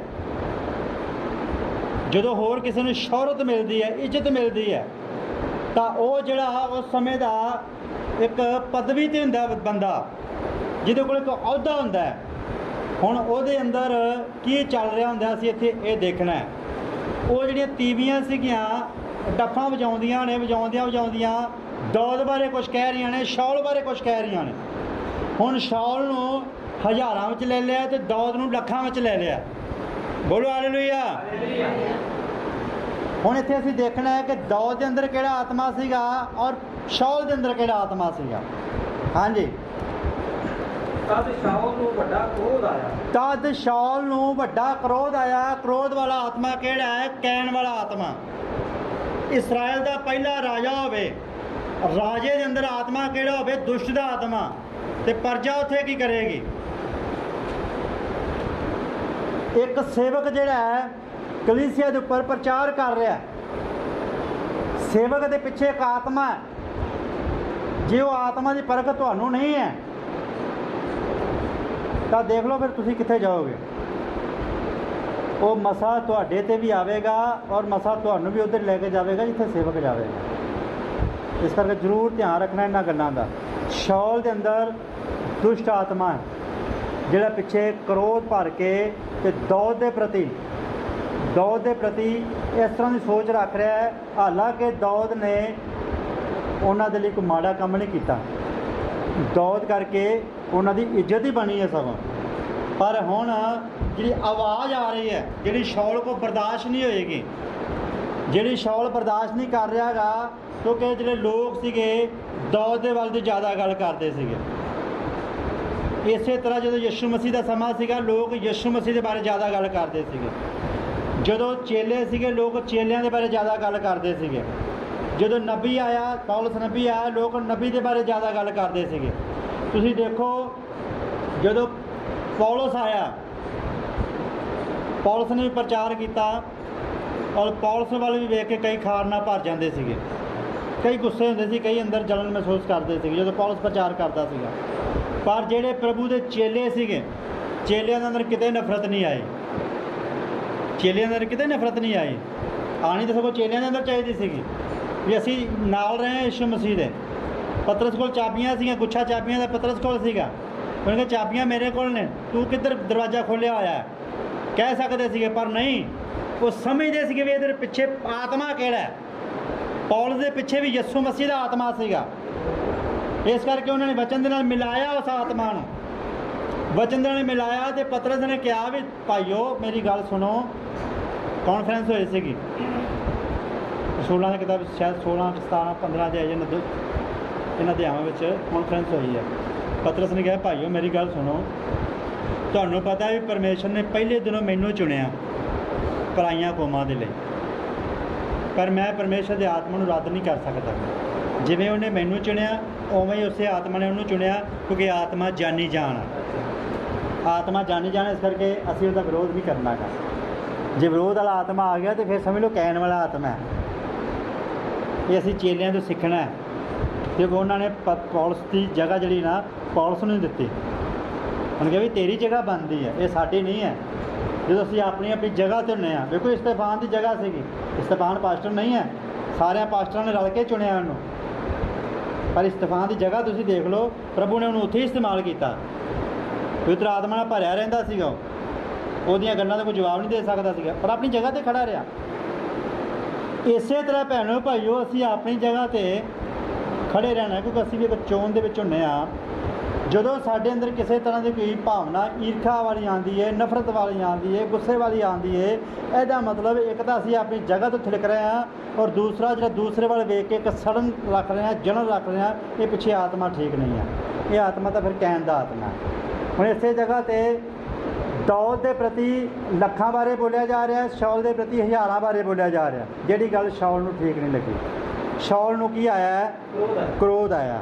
ਹਾਂਜੀ, ਔਰ ਇਹ ਗੱਲ ਉਹਨੂੰ ਮਾੜੀ ਲੱਗੀ, ਇਹ ਗੱਲ ਉਹਨੂੰ ਮਾੜੀ ਲੱਗੀ ਅਤੇ ਉਹ ਬੋਲਿਆ ਉਹਨਾਂ ਨੇ ਦਾਊਦ ਦੇ ਲਈ ਲੱਖਾਂ ਠਹਿਰਾਏ। ਉਹਨਾਂ ਨੇ ਦਾਊਦ ਦੇ ਲਈ ਲੱਖਾਂ ਕਿਉਂ ਠਹਿਰਾਏ? ਲੱਖਾਂ ਕਿਉਂ ਕਿਹਾ ਉਹਨਾਂ ਨੂੰ? ਹਾਂਜੀ, ਅਤੇ ਮੇਰੇ ਲਈ ਨਿਰੇ ਹਜ਼ਾਰਾਂ। ਮੇਰੇ ਲਈ ਨਿਰੇ ਹਜ਼ਾਰਾਂ। ਮੈਂ ਇਸ ਕੌਮ ਦਾ ਰਾਜਾ, ਇਸਰਾਇਲ ਦਾ ਰਾਜਾ, ਮੇਰੇ ਲਈ ਹਜ਼ਾਰਾਂ ਠਹਿਰਾਏ ਨੇ ਤੇ ਇਹਦੇ ਲਈ ਲੱਖਾਂ। ਇਹ ਗਲਤ ਗੱਲ ਹੈ, ਇਸ ਤਰ੍ਹਾਂ ਨਹੀਂ ਹੋਣਾ ਚਾਹੀਦਾ। ਹੁਣ ਸ਼ਾਉਲ ਦੇ ਅੰਦਰ ਜਿਹੜੀ ਭਾਵਨਾ ਸੀਗੀ, ਗੁੱਸੇ ਵਾਲੀ ਭਾਵਨਾ ਸੀਗੀ। ਇੱਕ ਰਾਜੇ ਦੇ ਅੰਦਰ ਇਸ ਤਰ੍ਹਾਂ ਦੀ ਭਾਵਨਾ ਨਹੀਂ ਹੋਣੀ ਚਾਹੀਦੀ। ਮੰਨ ਲਓ ਇਸ ਜਗ੍ਹਾ 'ਤੇ ਮੈਂ ਸੇਵਕ ਹਾਂ ਔਰ ਕੋਈ ਹੋਰ ਸੇਵਕ ਆਉਂਦਾ ਹੈ, ਬੋਲੋ ਹਾਲੇਲੂਇਆ। ਕੋਈ ਹੋਰ ਸੇਵਕ ਆਉਂਦਾ, ਅਸੀਂ ਉਹਨੂੰ ਪੁਲਪਟ ਦਿੰਦੇ ਹਾਂ ਪ੍ਰਚਾਰ ਕਰਨ ਦੇ ਲਈ, ਔਰ ਪ੍ਰਭੂ ਉਹਨੂੰ ਇਸਤੇਮਾਲ ਕਰਦਾ ਹੈ। ਪ੍ਰਭੂ ਉਹਨੂੰ ਇਸਤੇਮਾਲ ਕਰਦਾ ਹੈ ਤੇ ਇਹਦੇ ਵਿੱਚ ਪ੍ਰਭੂ ਨੇ ਦੇਖਣਾ ਹੈ, ਕਿਉਂਕਿ ਪ੍ਰਭੂ ਨੇ ਉਹਨੂੰ ਇਸਤੇਮਾਲ ਕੀਤਾ। ਮੈਂ ਨਾ ਉਹਦੀ ਰੀਸ ਕਰਨੀ ਹੈ ਤੇ ਨਾ ਹੀ ਉਹਨੇ ਮੇਰੀ ਰੀਸ ਕਰਨੀ ਹੈ, ਔਰ ਨਾ ਹੀ ਮੈਂ ਉਹਨੂੰ ਵੇਖ ਕੇ ਗੁੱਸਾ ਕਰਨਾ ਹੈ। ਇਹੋ ਹੀ ਗੱਲਾਂ ਅਸੀਂ ਦੇਖਣੀਆਂ ਨੇ ਜਦੋਂ ਵੀ ਕਿਸੇ ਦਾ ਅਸੀਂ ਪ੍ਰਚਾਰ ਸੁਣਦੇ ਹਾਂ, ਕਿਸੇ ਵੀ ਭਾਈ ਦਾ ਪ੍ਰਚਾਰ ਸੁਣਦੇ ਹਾਂ। ਮੰਨ ਲਓ ਤੁਸੀਂ ਇਹ ਦੇਖਣਾ ਕਿ ਪ੍ਰਭੂ ਉਹਨੂੰ ਇਸਤੇਮਾਲ ਕਰ ਰਿਹਾ। ਜੇ ਪ੍ਰਭੂ ਉਹਨੂੰ ਇਸਤੇਮਾਲ ਕਰ ਰਿਹਾ ਹੈ ਤਾਂ ਜਿੱਥੇ ਅਸੀਂ ਹਾਂ ਸਾਨੂੰ ਵੀ ਇਸਤੇਮਾਲ ਕਰ ਰਿਹਾ ਹੈ। ਅਸੀਂ ਆਪਣੀ ਜਗ੍ਹਾ 'ਤੇ ਇਸਤੇਮਾਲ ਹੋ ਰਹੇ ਹਾਂ, ਉਹ ਆਪਣੀ ਜਗ੍ਹਾ 'ਤੇ ਇਸਤੇਮਾਲ ਹੋ ਰਿਹਾ ਹੈ। ਜੇ ਅਸੀਂ ਉਹਦੀ ਰੀਸ ਕਰਨ ਦੀ ਕੋਸ਼ਿਸ਼ ਕਰਾਂਗੇ, ਉਹਦੇ ਵਾਂਗੂ ਬਣਨ ਦੀ ਕੋਸ਼ਿਸ਼ ਕਰਾਂਗੇ, ਤਾਂ ਇਹਦਾ ਮਤਲਬ ਪਿੱਛੇ ਆਤਮਾ ਠੀਕ ਨਹੀਂ ਹੈ। ਪਿੱਛੇ ਆਤਮਾ ਠੀਕ ਨਹੀਂ ਹੈ, ਪ੍ਰਭੂ ਤੁਹਾਨੂੰ ਵੀ ਇਸਤੇਮਾਲ ਕਰ ਰਿਹਾ। ਹੁਣ ਇਸੇ ਜਗ੍ਹਾ 'ਤੇ ਇੱਥੇ ਅਸੀਂ ਦੇਖਦੇ ਹਾਂ ਦੌਦ ਦੇ ਪ੍ਰਤੀ ਅੰਦਰ ਬਹੁਤ ਜ਼ਿਆਦਾ ਵੈਰ ਭਰ ਗਿਆ, ਹਾਲਾਂਕਿ ਦੌਦ ਦਾ ਕਸੂਰ ਕੋਈ ਨਹੀਂ ਆ। ਦੌਦ ਖੁਦ ਵੀ ਨਹੀਂ ਇਹ ਗੱਲ ਕਹਿ ਰਿਹਾ, ਲੋਕ ਕਹਿ ਰਹੇ ਨੇ। ਦੌਦ ਖੁਦ ਨਹੀਂ ਕਹਿ ਰਿਹਾ ਗਾ, ਲੋਕ ਕਹਿ ਰਹੇ ਨੇ। ਲੋਕਾਂ ਦੇ ਮੂੰਹੋਂ ਸ਼ੌਲ ਸੁਣ ਰਿਹਾ ਹੈ, ਉਹਦੇ ਕੋਲ ਬਰਦਾਸ਼ਤ ਨਹੀਂ ਹੋ ਰਿਹਾ। ਉਹਨੂੰ ਲੱਗ ਰਿਹਾ ਵੀ ਵਡਿਆਈ ਤਾਂ ਮੇਰੀ ਹੋਣੀ ਚਾਹੀਦੀ ਸੀਗੀ, ਸ਼ੋਭਾ ਮੇਰੀ ਹੋਣੀ ਚਾਹੀਦੀ ਸੀਗੀ। ਲੋਕਾਂ ਨੂੰ ਕਹਿਣਾ ਚਾਹੀਦਾ ਸੀ ਕਿ ਲੱਖਾਂ ਸ਼ੌਲ ਦੇ ਨਾਲ ਨੇ, ਦੌਦ ਨਾਲ ਹਜ਼ਾਰਾਂ ਨੇ, ਇਸ ਤਰ੍ਹਾਂ ਕਹਿਣਾ ਚਾਹੀਦਾ ਸੀਗਾ। ਉਹ ਛੋਟਾ ਹੈ, ਉਹ ਅਜੇ ਮੁੰਡਾ ਜਿਹਾ ਹੀ ਹੈ, ਉਹਦੀ ਉਮਰ ਵੀ ਕੁਛ ਨਹੀਂ ਹੋਈ, ਉਹਨੂੰ ਤਜਰਬਾ ਕੋਈ ਨਹੀਂ ਹੈ। ਮੈਂ ਪੁਰਾਣਾ ਇਹਨਾਂ ਨਾਲੋਂ। ਕਈ ਵਾਰ ਇਹ ਦਿਮਾਗ 'ਚ ਗੱਲਾਂ ਆ ਜਾਂਦੀਆਂ ਨੇ। ਨਹੀਂ ਭੈਣੋ ਭਾਈਓ, ਇਹ ਆਤਮਾ ਗਲਤ ਬਣ ਜਾਂਦਾ। ਫਿਰ ਜਦੋਂ ਤੁਹਾਡੇ ਮਨ 'ਚ ਇਹ ਆ ਗਿਆ, ਫਿਰ ਆਤਮਾ ਗਲਤ ਹੋ ਜਾਏਗਾ। ਹਾਂਜੀ, ਬਸ ਹੁਣ ਰਾਜ ਤੋਂ ਬਿਨਾਂ ਹੋਰ ਉਹਨੂੰ ਕੀ ਮਿਲਣਾ ਬਾਕੀ ਹੈ। ਹਾਂਜੀ। ਉਸ ਦਿਨ ਤੋਂ ਅੱਗੇ ਨੂੰ ਦਾਊਦ ਸ਼ਾਉਲ ਦੀ ਅੱਖ ਵਿੱਚ ਰੜਕਣ ਲੱਗਾ। ਲਓ ਜੀ, ਇਹ ਕਈ ਵਾਰੀ ਕਹਿੰਦੇ ਮੇਰੀ ਅੱਖ ਰੜਕਦੀ ਪਈ ਅੱਜ। ਉਹਦਾ ਕਈ ਵਾਰੀ ਵੈਸੇ ਕੰਕਰ ਪੈ ਜਾਂਦਾ ਤਾਂ ਗੱਲ ਵੱਖਰੀ ਹੈਗੀ ਆ। ਕਈ ਵਾਰੀ ਵੈਸੇ ਹੀ ਅੱਖਾਂ ਰੜਕਣ ਲੱਗ ਪੈਂਦੀਆਂ ਨੇ, ਔਰ ਕੋਈ ਅੱਖ 'ਚ ਰੜਕ ਰਿਹਾ ਹੁੰਦਾ, ਕੋਈ ਅੱਖ 'ਚ ਰੜਕ ਰਿਹਾ ਹੁੰਦਾ। ਤਾਂ ਭੈਣੋ ਭਾਈਓ ਜ਼ਰੂਰ ਧਿਆਨ ਦੇਣਾ ਹੈ। ਹੁਣ ਜਿਹੜਾ ਦੌਦ ਹੈ ਸ਼ੌਲ ਦੀਆਂ ਅੱਖਾਂ ਵਿੱਚ ਰੜਕਣ ਲੱਗ ਪਿਆ। ਹਾਲਾਂਕਿ ਦੌਦ ਦੇ ਲਈ ਸ਼ੌਲ ਦੇ ਅੰਦਰ ਕਿਤੇ ਜੋ ਤੁਸੀਂ ਪਿੱਛੇ ਵੇਖਾਂਗੇ ਤਾਂ ਪਿਆਰ ਵੀ ਸੀਗਾ। ਦੌਦ ਨੂੰ ਕਿਹਾ ਸੀਗਾ, ਜਾ ਮੇਰੇ ਪੁੱਤਰ ਤੂੰ ਫਤਿਹ ਪਾ, ਪਰਮੇਸ਼ਰ ਤੇਰੇ ਨਾਲ ਹੋਵੇ। ਦੌਦ ਨੂੰ ਸ਼ੌਲ ਨੇ ਗੱਲ ਕਹੀ ਸੀਗੀ। ਪਰ ਜਦ ਹੀ ਆਤਮਾ ਚੇਂਜ ਹੁੰਦਾ ਗਿਆ, ਜਦ ਹੀ ਆਤਮਾ ਬਦਲ ਗਿਆ, ਹੁਣ ਉਹ ਰੜਕਣ ਲੱਗ ਗਿਆ। ਇਸੇ ਤਰ੍ਹਾਂ ਹੀ ਕਈ ਵਾਰੀ ਸਾਡੀਆਂ ਜ਼ਿੰਦਗੀਆਂ ਵਿੱਚ ਵੀ ਕਈ ਵਾਰੀ ਸਮਾਂ ਆ ਜਾਂਦਾ ਹੈ, ਪਰ ਧਿਆਨ ਰੱਖਣਾ ਇਸ ਆਤਮਾ ਨੂੰ ਉਸੇ ਘੜੀ ਛੱਡ ਦੇਣਾ। ਇਹ ਨਫ਼ਰਤ ਵਾਲਾ, ਈਰਖਾ ਵਾਲਾ ਆਤਮਾ ਉਸੇ ਘੜੀ ਛੱਡ ਦੇਣਾ। ਗੋਡੇ ਟੇਕਰਾਂ ਨੇ ਪ੍ਰਾਰਥਨਾ ਕਰਨੀ ਹੈ, ਪ੍ਰਭੂ ਇਹ ਤਾਂ ਮੈਂ ਬੜਾ ਵੱਡਾ ਗਲਤ ਕੰਮ ਕਰਨ ਦੇ ਲਈ ਜਾ ਰਿਹਾ ਸੀਗਾ, ਪ੍ਰਭੂ ਇਹ ਤਾਂ ਮੇਰੇ ਕੋਲ ਬਹੁਤ ਵੱਡੀ ਗਲਤੀ ਹੋ ਜਾਣੀ ਸੀਗੀ। ਇਹ ਨਫ਼ਰਤ ਵਾਲਾ ਆਤਮਾ ਤਾਂ ਤੇਰਾ ਨਹੀਂ ਹੈ, ਇਹ ਗੁੱਸੇ ਵਾਲਾ ਆਤਮਾ ਤੇਰਾ ਨਹੀਂ ਹੈ ਪ੍ਰਭੂ, ਇਹ ਤਾਂ ਕਹਿਣ ਦਾ ਆਤਮਾ ਹੈ, ਮੈਂ ਇਹਨੂੰ ਕਿਉਂ ਅੰਦਰ ਲਾਵਾਂ? ਇਹਨੇ ਤਾਂ ਮਾਰ ਦਿੱਤਾ ਸੀਗਾ ਆਪਣੇ ਭਾਈ ਨੂੰ, ਇਹ ਤਾਂ ਮੇਰੇ ਕੋਲ ਮੇਰਾ ਭਾਈ ਮਰਵਾਉਣਾ ਚਾਹੁੰਦਾ। ਨਹੀਂ, ਮੈਂ ਇਸ ਆਤਮਾ ਨੂੰ ਜ਼ਿਆਦਾ ਦੇਰ ਨਹੀਂ ਲੈਣ ਦਿਆਂਗਾ। ਹੁਣ ਦੌਦ ਸ਼ੌਲ ਦੀਆਂ ਅੱਖਾਂ ਵਿੱਚ ਰੜਕਣ ਲੱਗ ਗਿਆ। ਹਾਂਜੀ। ਅਗਲੇ ਭਲਕ ਅਜਿਹਾ ਹੋਇਆ ਜੋ ਪਰਮੇਸ਼ਵਰ ਵੱਲੋਂ ਉਹ ਦੁਸ਼ਟ ਆਤਮਾ ਸ਼ਾਉਲ ਉੱਤੇ ਆਇਆ। ਹੁਣ ਵੇਖੋ, ਦੁਸ਼ਟ ਆਤਮਾ ਸ਼ਾਉਲ ਨੂੰ ਕਲਪਾਉਂਦਾ ਸੀਗਾ, ਘਬਰਾਉਂਦਾ ਸੀਗਾ, ਡਰਾਉਂਦਾ ਸੀਗਾ, ਤੇ ਦੌਦ ਵਜਾਉਂਦਾ ਸੀਗਾ। ਵਜੰਤਰ ਜੋ ਉਹਦੇ ਕੋਲ ਹੁੰਦਾ ਸੀਗਾ, ਸਾਂਗ ਉੱਥੇ ਦੱਸਿਆ ਗਿਆ, ਜੋ ਵੀ ਉਹਦੇ ਕੋਲ ਸੀਗਾ ਉਹ ਵਜਾਉਂਦਾ ਸੀਗਾ। ਤੇ ਸ਼ਾਉਲ ਨੂੰ ਥੋੜ੍ਹੀ ਜਿਹੀ ਸ਼ਾਂਤ ਮਿਲਦੀ ਸੀਗੀ, ਦੌਦ ਦੇ ਕਰਕੇ ਹੀ ਉਹਨੂੰ ਥੋੜ੍ਹੀ ਸ਼ਾਂਤੀ ਮਿਲਦੀ ਸੀਗੀ। ਬੋਲੋ ਹਾਲੇਲੂਇਆ। ਹਾਲੇਲੂਇਆ। ਔਰ ਭੈਣੋ ਭਾਈਓ, ਸਾਡਾ ਯਿਸੂ ਮਸੀਹ ਦਾ ਸ਼ਾਂਤੀ ਦਾ ਰਾਜਕੁਮਾਰ ਹੈ। ਇਹ ਵੀ ਦੌਦ ਦਾ ਪੁੱਤਰ ਹੀ ਕਹਾਇਆ ਹੈ। ਅਤੇ ਸਾਨੂੰ ਕਿੰਨਾ ਧਿਆਨ ਰੱਖਣਾ ਚਾਹੀਦਾ ਦੌਦ ਦਾ। ਜੇ ਸਾਡੇ ਅੰਦਰ ਦੁਸ਼ਟ ਦਾ ਆਤਮਾ ਤਾਂ ਅਸੀਂ ਦੌਦ ਨਾਲ ਨਫ਼ਰਤ ਕਰਾਂਗੇ, ਅਤੇ ਦੌਦ ਨਾਲ ਨਫ਼ਰਤ ਕਰਾਂਗੇ ਇਹਦਾ ਮਤਲਬ ਯਿਸੂ ਮਸੀਹ ਨਾਲ ਨਫ਼ਰਤ ਕਰਾਂਗੇ, ਕਿਉਂਕਿ ਦੌਦ ਦੇ ਅੰਦਰ ਪਰਮੇਸ਼ਰ ਦਾ ਆਤਮਾ ਸੀਗਾ। ਜੇ ਕੋਈ ਅੱਜ ਕਿਸੇ ਚੰਗੇ ਆਤਮਾ ਨਾਲ ਨਫ਼ਰਤ ਕਰਦਾ ਤਾਂ ਉਸ ਬੰਦੇ ਨਾਲ ਨਹੀਂ ਕਰ ਰਿਹਾ ਹੁੰਦਾ, ਉਹ ਸਿੱਧਾ ਪਰਮੇਸ਼ਰ ਨਾਲ ਹੀ ਕਰ ਰਿਹਾ ਹੁੰਦਾ। ਪਰਮੇਸ਼ਰ ਦਾ ਆਤਮਾ ਚੰਗਾ ਆਤਮਾ ਹੈ, ਕਿਉਂਕਿ ਯੂਸਫ ਨੂੰ ਫਿਰੌਨ ਨੇ ਕਿਹਾ ਇਹਦੇ ਅੰਦਰ ਪਰਮੇਸ਼ਰ ਦਾ ਆਤਮਾ ਹੈ, ਇਹਦੇ ਅੰਦਰ ਚੰਗਾ ਆਤਮਾ ਹੈ, ਅਤੇ ਇਹੋ ਜਿਹਾ ਆਤਮਾ ਸਾਨੂੰ ਕਿਤੇ ਲੱਭੇਗਾ। ਅੱਜ ਵੀ ਅਸੀਂ ਆਪਣੀ ਜ਼ਿੰਦਗੀ 'ਚ ਝਾਤ ਮਾਰਨੀ ਹੈ। ਜੇ ਕਿਤੇ ਸਾਡੀ ਜ਼ਿੰਦਗੀ 'ਚ ਅਣਗਹਿਲੀ ਆਈ ਹੈ, ਜਾਂ ਸਾਡੇ ਕੋਲ ਕਿਤੇ ਅਣਗਹਿਲੀ ਹੋਈ ਹੈ, ਕਿਸੇ ਦੇ ਪ੍ਰਤੀ ਈਰਖਾ ਆਈ ਹੈ, ਗੁੱਸਾ ਆਇਆ, ਘਮੰਡ ਆਇਆ, ਕਿਸੇ ਵੀ ਗੱਲ ਨੂੰ ਲੈ ਕੇ ਜਿਹੜਾ ਸ਼ੈਤਾਨ ਦਾ ਆਤਮਾ ਹੈ ਸਾਡੇ ਕੋਲ ਕੁਝ ਕਰਵਾਉਣਾ ਚਾਹੁੰਦਾ, ਤਾਂ ਅਸੀਂ ਝੱਟ ਉਹਨੂੰ ਦਬਾ ਦਈਏ। ਅੱਜ ਹੀ, ਅੱਜ ਉਹਦੀ ਸਿਰੀ ਨੱਪ ਦਿਓਗੇ ਤਾਂ ਆਉਣ ਵਾਲੇ ਸਮੇਂ ਵਿੱਚ ਤੁਸੀਂ ਠੀਕ ਹੋ ਜਾਵੋਗੇ। ਜੇ ਤੁਸੀਂ ਅੱਜ ਉਹਨੂੰ ਬੜਾਵਾ ਦੇ ਦਿੱਤਾ ਤਾਂ ਫਿਰ ਤੁਹਾਡੀ ਜ਼ਿੰਦਗੀ ਵਿੱਚ ਉਹ ਬੜਾ ਕੰਮ ਵੱਡਾ ਕਰ ਜਾਏਗਾ, ਤੁਹਾਨੂੰ ਵੀ ਲੈ ਕੇ ਬਹਿ ਜਾਏਗਾ ਅਤੇ ਬਾਕੀਆਂ ਨੂੰ ਵੀ ਲੈ ਕੇ ਬਹਿ ਜਾਏਗਾ। ਤਾਂ ਹੀ ਬਾਈਬਲ ਮਨਾ ਕਰਦੀ ਹੈ, ਬਾਈਬਲ ਨੇ ਕਿਹਾ ਸ਼ੈਤਾਨ ਨੂੰ ਥਾਂ ਨਾ ਦਿਓ। ਹਾਂਜੀ। ਅਗਲੇ ਭਲਕ ਅਜਿਹਾ ਹੋਇਆ ਜੋ ਪਰਮੇਸ਼ਵਰ ਵੱਲੋਂ ਉਹ ਦੁਸ਼ਟ ਆਤਮਾ ਸ਼ਾਉਲ ਉੱਤੇ ਆਇਆ, ਤਦ ਉਹ ਘਰ ਵਿੱਚ ਅੰਗਮ ਵਰਤਣ ਲੱਗ ਪਿਆ। ਅਤੇ ਦਾਊਦ ਨੇ ਉਹਦੇ ਸਾਹਮਣੇ ਪਹਿਲਾ ਵਾਂਗ ਹੱਥ ਨਾਲ ਵਜਾਇਆ। ਉਸ ਵੇਲੇ ਸ਼ਾਉਲ ਦੇ ਹੱਥ ਵਿੱਚ ਇੱਕ ਸਾਗ ਸੀ। ਤਦ ਸ਼ਾਉਲ ਨੇ ਸਾਗ ਸੁੱਟ ਕੇ ਆਖਿਆ, ਦਾਊਦ ਨੂੰ ਮੈਂ ਕੰਧ ਨਾਲ ਵਿੰਨਾਂਗਾ। ਪਰ ਦਾਊਦ ਨੇ ਉਹਦੇ ਸਾਹਮਣੇੋਂ 2 ਵਾਰੀ ਬਚ ਨਿਕਲਿਆ। ਦੌਦ 2 ਵਾਰੀ ਪਰਮੇਸ਼ਰ ਨੇ ਬਚਾ ਲਿਆ। ਹੁਣ ਦੇਖੋ ਇੱਥੇ ਜਿਹੜੀ ਗੱਲ ਸਿੱਖਣ ਵਾਲੀ ਹੈ, ਸ਼ੌਲ ਦੇ ਅੰਦਰ ਦੌਦ ਦੇ ਪ੍ਰਤੀ ਨਫ਼ਰਤ ਹੈ। ਦੌਦ ਨੂੰ ਇਸ ਗੱਲ ਦਾ ਪਤਾ ਵੀ ਨਹੀਂ ਹੈ ਕਿ ਮੇਰੇ ਪ੍ਰਤੀ ਸ਼ੌਲ ਸੋਚਦਾ ਕੀ ਹੈ। ਉਹ ਕੀ ਸੋਚਦਾ ਹੈ, ਦੌਦ ਇਸ ਗੱਲ ਤੋਂ ਅਣਜਾਣ ਹੈ। ਪਰ ਫਿਰ ਵੀ ਸ਼ੌਲ ਦਾ ਭਲਾ ਕਰਨ ਦੇ ਲਈ, ਤਾਂ ਕਿ ਸ਼ੌਲ ਨੂੰ ਸ਼ਾਂਤੀ ਮਿਲੇ ਕਿਸੇ ਨਾ ਕਿਸੇ ਤਰੀਕੇ, ਸ਼ੌਲ ਨੂੰ ਸੁੱਖ ਮਿਲੇ, ਆਰਾਮ ਮਿਲੇ ਕਿਸੇ ਨਾ ਕਿਸੇ ਤਰੀਕੇ। ਜੇ ਮੇਰੇ ਕਰਕੇ ਉਹਨੂੰ ਆਰਾਮ ਮਿਲਦਾ, ਜੇ ਮੇਰੇ ਕਰਕੇ ਉਹਨੂੰ ਆਰਾਮ ਮਿਲਦਾ ਤਾਂ ਮੈਨੂੰ ਉਹਦੀ ਸਹਾਇਤਾ ਕਰਨੀ ਚਾਹੀਦੀ, ਮੈਨੂੰ ਉਹਦੀ ਮਦਦ ਕਰਨੀ ਚਾਹੀਦੀ ਹੈ। ਪਰਮੇਸ਼ਰ ਨੇ ਦਾਊਦ ਨੂੰ ਬਰਕਤ ਦਿੱਤੀ ਹੈ ਤੇ ਇਹਦਾ ਮਤਲਬ ਇਹ ਨਹੀਂ ਹੈ ਕਿ ਉਹ ਘਮੰਡ ਵਿੱਚ ਆ ਜਾਵੇ ਵੀ ਮੇਰੇ ਕਰਕੇ ਸਾਰਾ ਕੁਝ ਹੋ ਰਿਹਾ। ਨਹੀਂ ਭੈਣੋ ਭਾਈਓ, ਜਦੋਂ ਅਸੀਂ ਦਾਊਦ ਦਾ ਸੁਭਾਅ ਅਖੀਰਲੇ ਅਧਿਆਵਾਂ ਵਿੱਚ ਵੇਖਾਂਗੇ ਜਾ ਕੇ, ਜਦੋਂ ਸ਼ੌਲ ਦੀ ਮੌਤ ਹੋਈ ਸੀਗੀ, ਕਿਉਂਕਿ ਸਾਰੇ ਅਸੀਂ ਵਚਨ ਨੂੰ ਜਾਣਦੇ ਹਾਂ, ਉਹ ਵਚਨ ਅਸੀਂ ਨਹੀਂ ਪੜ੍ਹਦੇ, ਫਿਰ ਸਮਾਂ ਬਹੁਤ ਲੱਗੇਗਾ। ਕਿਉਂਕਿ ਪਿੱਛੇ ਉਤਪਤੀ ਦੀ ਕਿਤਾਬ ਜਿਹੜਾ ਵਚਨ ਛੱਡਿਆ ਉਹ ਵੀ ਪੜ੍ਹਨਾ। ਜਦੋਂ ਸ਼ੌਲ ਦੀ ਮੌਤ ਹੋਈ ਸੀਗੀ, ਹਾਲਾਂਕਿ ਸ਼ੌਲ ਦੇ ਖੁਦ ਦੇ ਵਿੱਚ ਉਸ ਜਗ੍ਹਾ 'ਤੇ ਦੇਖਦੇ ਆ ਕਿ ਗਲਤੀ ਪਾਈ ਜਾ ਰਹੀ ਹੈ, ਪਰ ਦਾਊਦ ਨੇ ਕੀ ਕੀਤਾ, ਜਿਹੜਾ ਸੁਣਿਆ ਲੈ ਕੇ ਆਇਆ ਸੀਗਾ ਸ਼ੌਲ ਦੇ ਬਾਰੇ, ਜਿਹੜਾ ਸੁਣਿਆ ਲੈ ਕੇ ਆਇਆ ਸੀਗਾ, ਉਹਨੇ ਹੀ ਮਰਵਾ ਦਿੱਤਾ ਸੀਗਾ। ਕਿਉਂਕਿ ਉਹਨੂੰ ਇੱਕ ਗੱਲ ਕਹੀ ਵੀ ਸ਼ੌਲ ਦੇ ਬਾਰੇ ਤੈਨੂੰ ਪੂਰਾ ਚਿੰਤਾ ਨਹੀਂ ਸੀਗੀ, ਕਿ ਇੱਕ ਸ਼ੌਲ ਮਸਾ ਕੀਤਾ ਹੋਇਆ ਸੀਗਾ, ਸ਼ੌਲ ਦੇ ਉੱਪਰ ਪਰਮੇਸ਼ਰ ਦਾ ਮਸਾ ਸੀਗਾ। ਦਾਊਦ ਇੱਕ ਮਸਾ ਦੀ ਕਦਰ ਕਰ ਰਿਹਾ ਸੀਗਾ, ਭਾਵੇਂ ਸ਼ੌਲ ਉਹਦੇ ਨਾਲ ਨਫ਼ਰਤ ਕਰਦਾ ਸੀ। ਬਾਕੀ ਸਾਰਿਆਂ ਸਮਝ, ਭਾਵੇਂ ਸ਼ੌਲ ਦੇ ਅੰਦਰ ਦਾਊਦ ਦੇ ਪ੍ਰਤੀ ਕੜੱਤਨ ਸੀਗੀ, ਰੜਕ ਸੀਗੀ, ਗੁੱਸਾ ਸੀਗਾ, ਪਰ ਦਾਊਦ ਦੇ ਅੰਦਰ ਸ਼ੌਲ ਦੇ ਪ੍ਰਤੀ ਅਸੀਂ ਕਿਤੇ ਵੇਖਦੇ ਨਹੀਂ ਕਿ ਉਹਨੇ ਕਿਤੇ ਕੜੱਤਨ ਵਾਲਾ ਜਵਾਬ ਦਿੱਤਾ ਹੋਵੇ। ਦਾਊਦ ਸ਼ੌਲ ਕੋਲ ਬਚਦਾ ਵੀ ਰਿਹਾ, ਪਰਮੇਸ਼ਰ ਨੂੰ ਬਚਾਉਂਦਾ ਰਿਹਾ। ਸ਼ੌਲ ਨੂੰ ਮਾਰਨ ਦਾ ਪਰਮੇਸ਼ਰ ਨੇ ਉਹਨੂੰ ਮੌਕਾ ਵੀ ਦਿੱਤਾ, ਸ਼ੌਲ ਨੂੰ ਮਾਰ ਵੀ ਸਕਦਾ ਸੀਗਾ, ਪਰ ਨਹੀਂ ਮਾਰਿਆ, ਕਿਉਂਕਿ ਇੱਕ ਚੰਗੇ ਆਤਮਾ ਦੀ ਨਿਸ਼ਾਨੀ ਹੈ। ਪਿੱਛੇ ਦਾਊਦ ਦੀ ਆਤਮਾ ਇੱਕ ਚੰਗਾ ਆਤਮਾ ਸੀਗਾ, ਗੁੱਸੇ ਵਿੱਚ ਧੀਰਜੀ ਆਤਮਾ ਸੀਗਾ। ਇਸੇ ਤਰ੍ਹਾਂ ਸਾਡੇ ਅੰਦਰ ਵੀ ਇੱਕ ਆਤਮਾ ਝਲਕ ਦਿੰਦਾ ਹੈ ਕਿ ਸਾਡੇ ਪਿੱਛੇ ਆਤਮਾ ਕਿਹੜਾ ਹੈ, ਜਿਹਦਾ ਕਿਸੇ ਦੀ ਨਫ਼ਰਤ ਭਰੀ ਰੱਖਦਾ, ਮੌਕਾ ਲੱਭਦਾ ਰਹਿੰਦਾ ਮਾਰਨ ਦਾ, ਛੱਡਣ ਦਾ, ਕੱਢਣ ਦਾ, ਤਾਂ ਫਿਰ ਚੰਗਾ ਆਤਮਾ ਨਹੀਂ ਹੈ।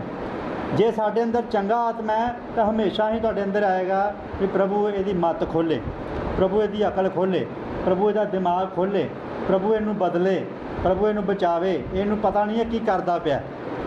ਇਹ ਚੰਗਾ ਆਤਮਾ ਦਾ ਨਿਸ਼ਾਨ ਇੱਕ ਜੋ ਸਾਡੇ ਅੰਦਰ ਹੁੰਦਾ ਹੈ।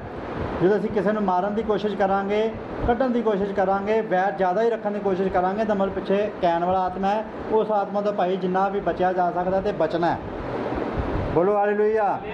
ਕਿਉਂਕਿ ਇੱਕ ਕਰੈਕਟਰ 'ਤੇ ਜਦੋਂ ਅਟੈਕ ਹੁੰਦਾ ਸ਼ੈਤਾਨ ਦਾ, ਤਾਂ ਉਹ ਪਿੱਛੇ ਇਸ ਤਰ੍ਹਾਂ ਦੀਆਂ ਕਹਾਣੀਆਂ ਤੁਹਾਡੇ ਬਣਾ ਦੇਵੇਗਾ। ਜਦੋਂ ਪਰਮੇਸ਼ਰ ਦੇ ਅੱਗੇ ਜਾਵਾਂਗੇ ਤਾਂ ਸਾਨੂੰ ਸਿਰ ਨੀਵਾਂ ਕਰਨਾ ਪਵੇਗਾ, ਸਾਨੂੰ ਸਿਰ ਨੀਵਾਂ ਕਰਨਾ ਪਵੇਗਾ ਪਰਮੇਸ਼ਰ ਦੇ ਅੱਗੇ ਜਾ ਕੇ। ਇੱਥੇ ਤਾਂ ਹੋ ਸਕਦਾ ਸਾਰੇ ਬਰਾਬਰ ਤੇ ਜੀ ਜਾਣ, ਬਰਾਬਰ ਤੇ ਚੱਲੇ ਜਾਣ, ਪਤਾ ਹੀ ਨਹੀਂ ਲੱਗੇ ਕਿਸੇ ਨੂੰ। ਹੁਣ ਦਾਊਦ ਤੇ ਸ਼ੌਲ ਇਕੱਠੇ ਹੀ ਰਹਿ ਰਹੇ ਨੇ, ਪਰ ਸ਼ੌਲ ਦੇ ਅੰਦਰ ਤੇ ਦਾਊਦ ਦੇ ਅੰਦਰ ਕਿਹੜਾ ਆਤਮਾ ਇਹ ਪਤਾ ਲੱਗ ਰਿਹਾ ਸਾਨੂੰ ਪੜ੍ਹ ਕੇ। ਅਸੀਂ ਲਿਖਤਾਂ ਨੂੰ ਪੜ੍ਹ ਰਹੇ ਹਾਂ, ਸ਼ੌਲ ਦੇ ਅੰਦਰ ਰੜ ਕੇ, ਪਰ ਦਾਊਦ ਦੇ ਅੰਦਰ ਪਿਆਰ।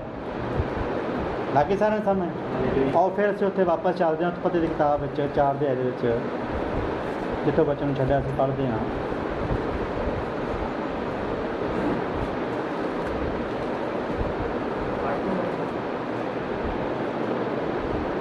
ਛੇ ਤੋਂ ਪੜ੍ਹਦੇ। ਯਹੋਵਾ ਨੇ ਕਾਇਨ ਨੂੰ ਆਖਿਆ, ਤੂੰ ਕਿਉਂ ਕ੍ਰੋਧਵਾਨ ਹੋਇਆ? ਤੇਰਾ ਮੂੰਹ ਨੀਵਾਂ ਕਿਉਂ ਹੋ ਗਿਆ? ਜੇ ਤੂੰ ਭਲਾ ਕਰੇ, ਹਾਂਜੀ, ਕਿ ਉਹ ਤਾਂ ਨਾ ਕੀਤਾ ਜਾਵੇਗਾ, ਹਾਂਜੀ, ਜੇ ਤੂੰ ਭਲਾ ਨਾ ਕਰੇ ਤਾਂ ਪਾਪ ਬੂਹੇ ਉੱਤੇ ਸ਼ਹਿਰ ਵਿੱਚ ਬੈਠਾ ਹੈ, ਹਾਂਜੀ, ਤਾਂ ਉਹ ਅਤੇ ਉਹ ਤੈਨੂੰ ਲੋਚਦਾ ਹੈ, ਪਰ ਤੂੰ ਉਹਦੇ ਉੱਤੇ ਪ੍ਰਬਲ ਹੋ। ਪਰਮੇਸ਼ਰ ਕਹਿ ਰਿਹਾ ਵੀ ਜੇ ਤੂੰ ਬਚਣਾ ਨਾ, ਜੇ ਇਹਦੇ ਤੇ ਪ੍ਰਬਲ ਹੋ, ਜਿੱਤ ਪ੍ਰਾਪਤ ਕਰ, ਜੇ ਤੂੰ ਬਾਣੇ ਦੇ ਤੇ, ਜੇ ਤੂੰ ਬਚਣਾ ਹੈ ਤਾਂ, ਹਾਂਜੀ। ਫਿਰ ਕੈਨ ਨੇ ਆਪਣੇ ਭਰਾ ਹਾਬਲ ਨੂੰ ਖੁਦ ਕਿਹਾ, ਅਤੇ ਜਦ ਉਹ ਖੇਤ ਵਿੱਚ ਸਨ ਤਾਂ ਇਉਂ ਹੋਇਆ ਕਿ ਕੈਨ ਨੇ ਆਪਣੇ ਭਰਾ ਹਾਬਲ ਦੇ ਵਿਰੁੱਧ ਉੱਠ ਕੇ ਉਹਨੂੰ ਮਾਰ ਸੁੱਟਿਆ। ਉਹਨੇ ਮਾਰਨ ਵਾਲਾ ਆਤਮਾ, ਕਹਿਣ ਦਾ ਆਤਮਾ ਭਾਈ ਸਾਰੇ ਧਿਆਨ ਦੇ ਵਿੱਚ ਰੱਖਿਆ ਜੀ, ਹਾਂਜੀ। ਤਾਂ ਯਹੋਵਾ ਨੇ ਕੈਨ ਨੂੰ ਆਖਿਆ, ਭਾਵੇਂ ਧਰਤੀ 'ਤੇ ਕੋਈ ਕਿਸੇ ਵੀ ਤਰੀਕੇ ਨਾਲ ਮਰਦਾ ਹੈ, ਪਰਮੇਸ਼ਰ ਜਾਣਦਾ ਹੁੰਦਾ। ਹੁਣ ਪੁੱਛ ਗਿੱਛ ਹੋਵੇਗੀ ਉਸ ਮੌਤ ਦੀ, ਕਿਸੇ ਵੀ ਤਰੀਕੇ ਨਾਲ ਕੋਈ ਮਰ ਰਿਹਾ, ਉਹਦੀ ਪੁੱਛ ਗਿੱਛ ਹੋਣੀ ਹੈ। ਯਹੋਵਾ ਨੇ ਕੈਨ ਨੂੰ ਕੀ ਆਖਿਆ? तेरा भरा हाबल ਤੇਰਾ ਭਰਾ ਹਾਬਲ ਕਿੱਥੇ ਹੈ?